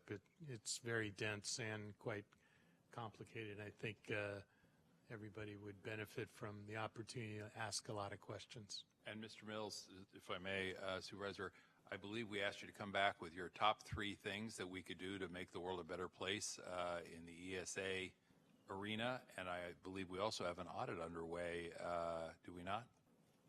I believe we do. John Mills, Deputy County Executive on behalf of the Employee Services Agency. For the status of the audit related to countywide recruiting, I would defer to the Management Audit Division. Just to supplement Dr. Smith's comments, and as President Midian mentioned, we do have scheduled, I believe it's for the August FGOC, a discussion on the three sort of, as the question was asked, most significant and impactful changes that could improve the hiring process, at least as we see them today. And then I know earlier in the hearing session today, Vice President Chavez, you requested discussion at FGOC in the fall related to the response to the request for information number 13 about vacant positions and their recruiting status. Supervisor Chavez, So do you want us to put those all three together, or do you want them separate like the? I think it would be beneficial to have them together. I'm not sure about the right process. I don't want to. Yeah, my only concern about putting them all together is that we not be waiting to have any conversation until the last piece of data arrives on our doorstep. So do we know, for example, when the audit, we don't know when the audit from the management audit team is going to arrive? No, we don't. Get a report back on this on Friday? Yeah, in fact, maybe just outline the recommended process for us to take a look at it, so we're not driving you from committee to committee and all that. Okay, that would be we'll do that. And if I might add too, I think, you know, this is likely to be an ongoing conversation and not a sort of single shot. Right. So just to, you know, sort of manage expectations about getting everything tied up in a nice bow, I think we'll be talking about this sort of on an ongoing basis. I had not anticipated that it would all be fixed by September, so just to... Thank you. I did, but no, I'm just kidding. But All right. that makes sense, John. Thank you. All right, then, colleagues, we have items 93 and 94. All 5 members have cast their votes. We'll ask the clerk to please display the results, and that is a 5-0 vote on both items. Takes us to the Finance Agency, items 95 and 96. And we'll ask for a motion to approve. Supervisor Chavez has made the motion. Can we get a second, colleagues? We have a second from Supervisor Wasserman. We'll ask all members to please vote on the screen. I do not see anyone with a comment or question unless Supervisor Chavez, your light is on anew. It is not. All right, then we will ask the clerk to please display the results. Those two items, 95 and 96, are approved on a 5-0 vote. Colleagues, that takes us to item 97, which is closing, and that is consider items of concern and refer to administration for review and report. Are there any other items as of today that you'd like to refer to the administration? Mr. Ituria, I see your light is on, sir. Yep, just to double check my notes with items that we're going to come back on with adjustments. Adjusting item number 14 on the board object 2 budget. We'll make an adjustment in the tabulations that will update the board in the morning, the results of that, as well as I heard a report back on Friday regarding suggested timeframes for the 3 ESA-related reports. The Management Audit Division review, discussion of vacancies, and the 3 opportunities for investment to have a suggested timeframe for Friday. I want to see if I got my notes right for the items to adjust this week. I believe you do. The only clarification I would make is just to ensure that when we get that suggested timeline for ESA items, that we are not giving away our ability to move forward on the current timeline. We're simply looking for your suggestion. But at this point, I don't want to discover that we've had a unilateral change at the administrative level. Okay? Got it. Thank you. Thank you. That takes us to item number 98. Which is to recess to 6:30 if necessary. It is not, so we will recess without objection, and I hear none, to Tuesday, June the 12th at 1:30 p.m. in these board chambers. And then we have item 99, again, which is not relevant because we are not using that 6:30 period, and item 100, which is, again, a recess, and without objection, we are, in fact, now recessed to our Tuesday, June 12th meeting at 1:30 p.m. Thank you all very much. We stand in recess.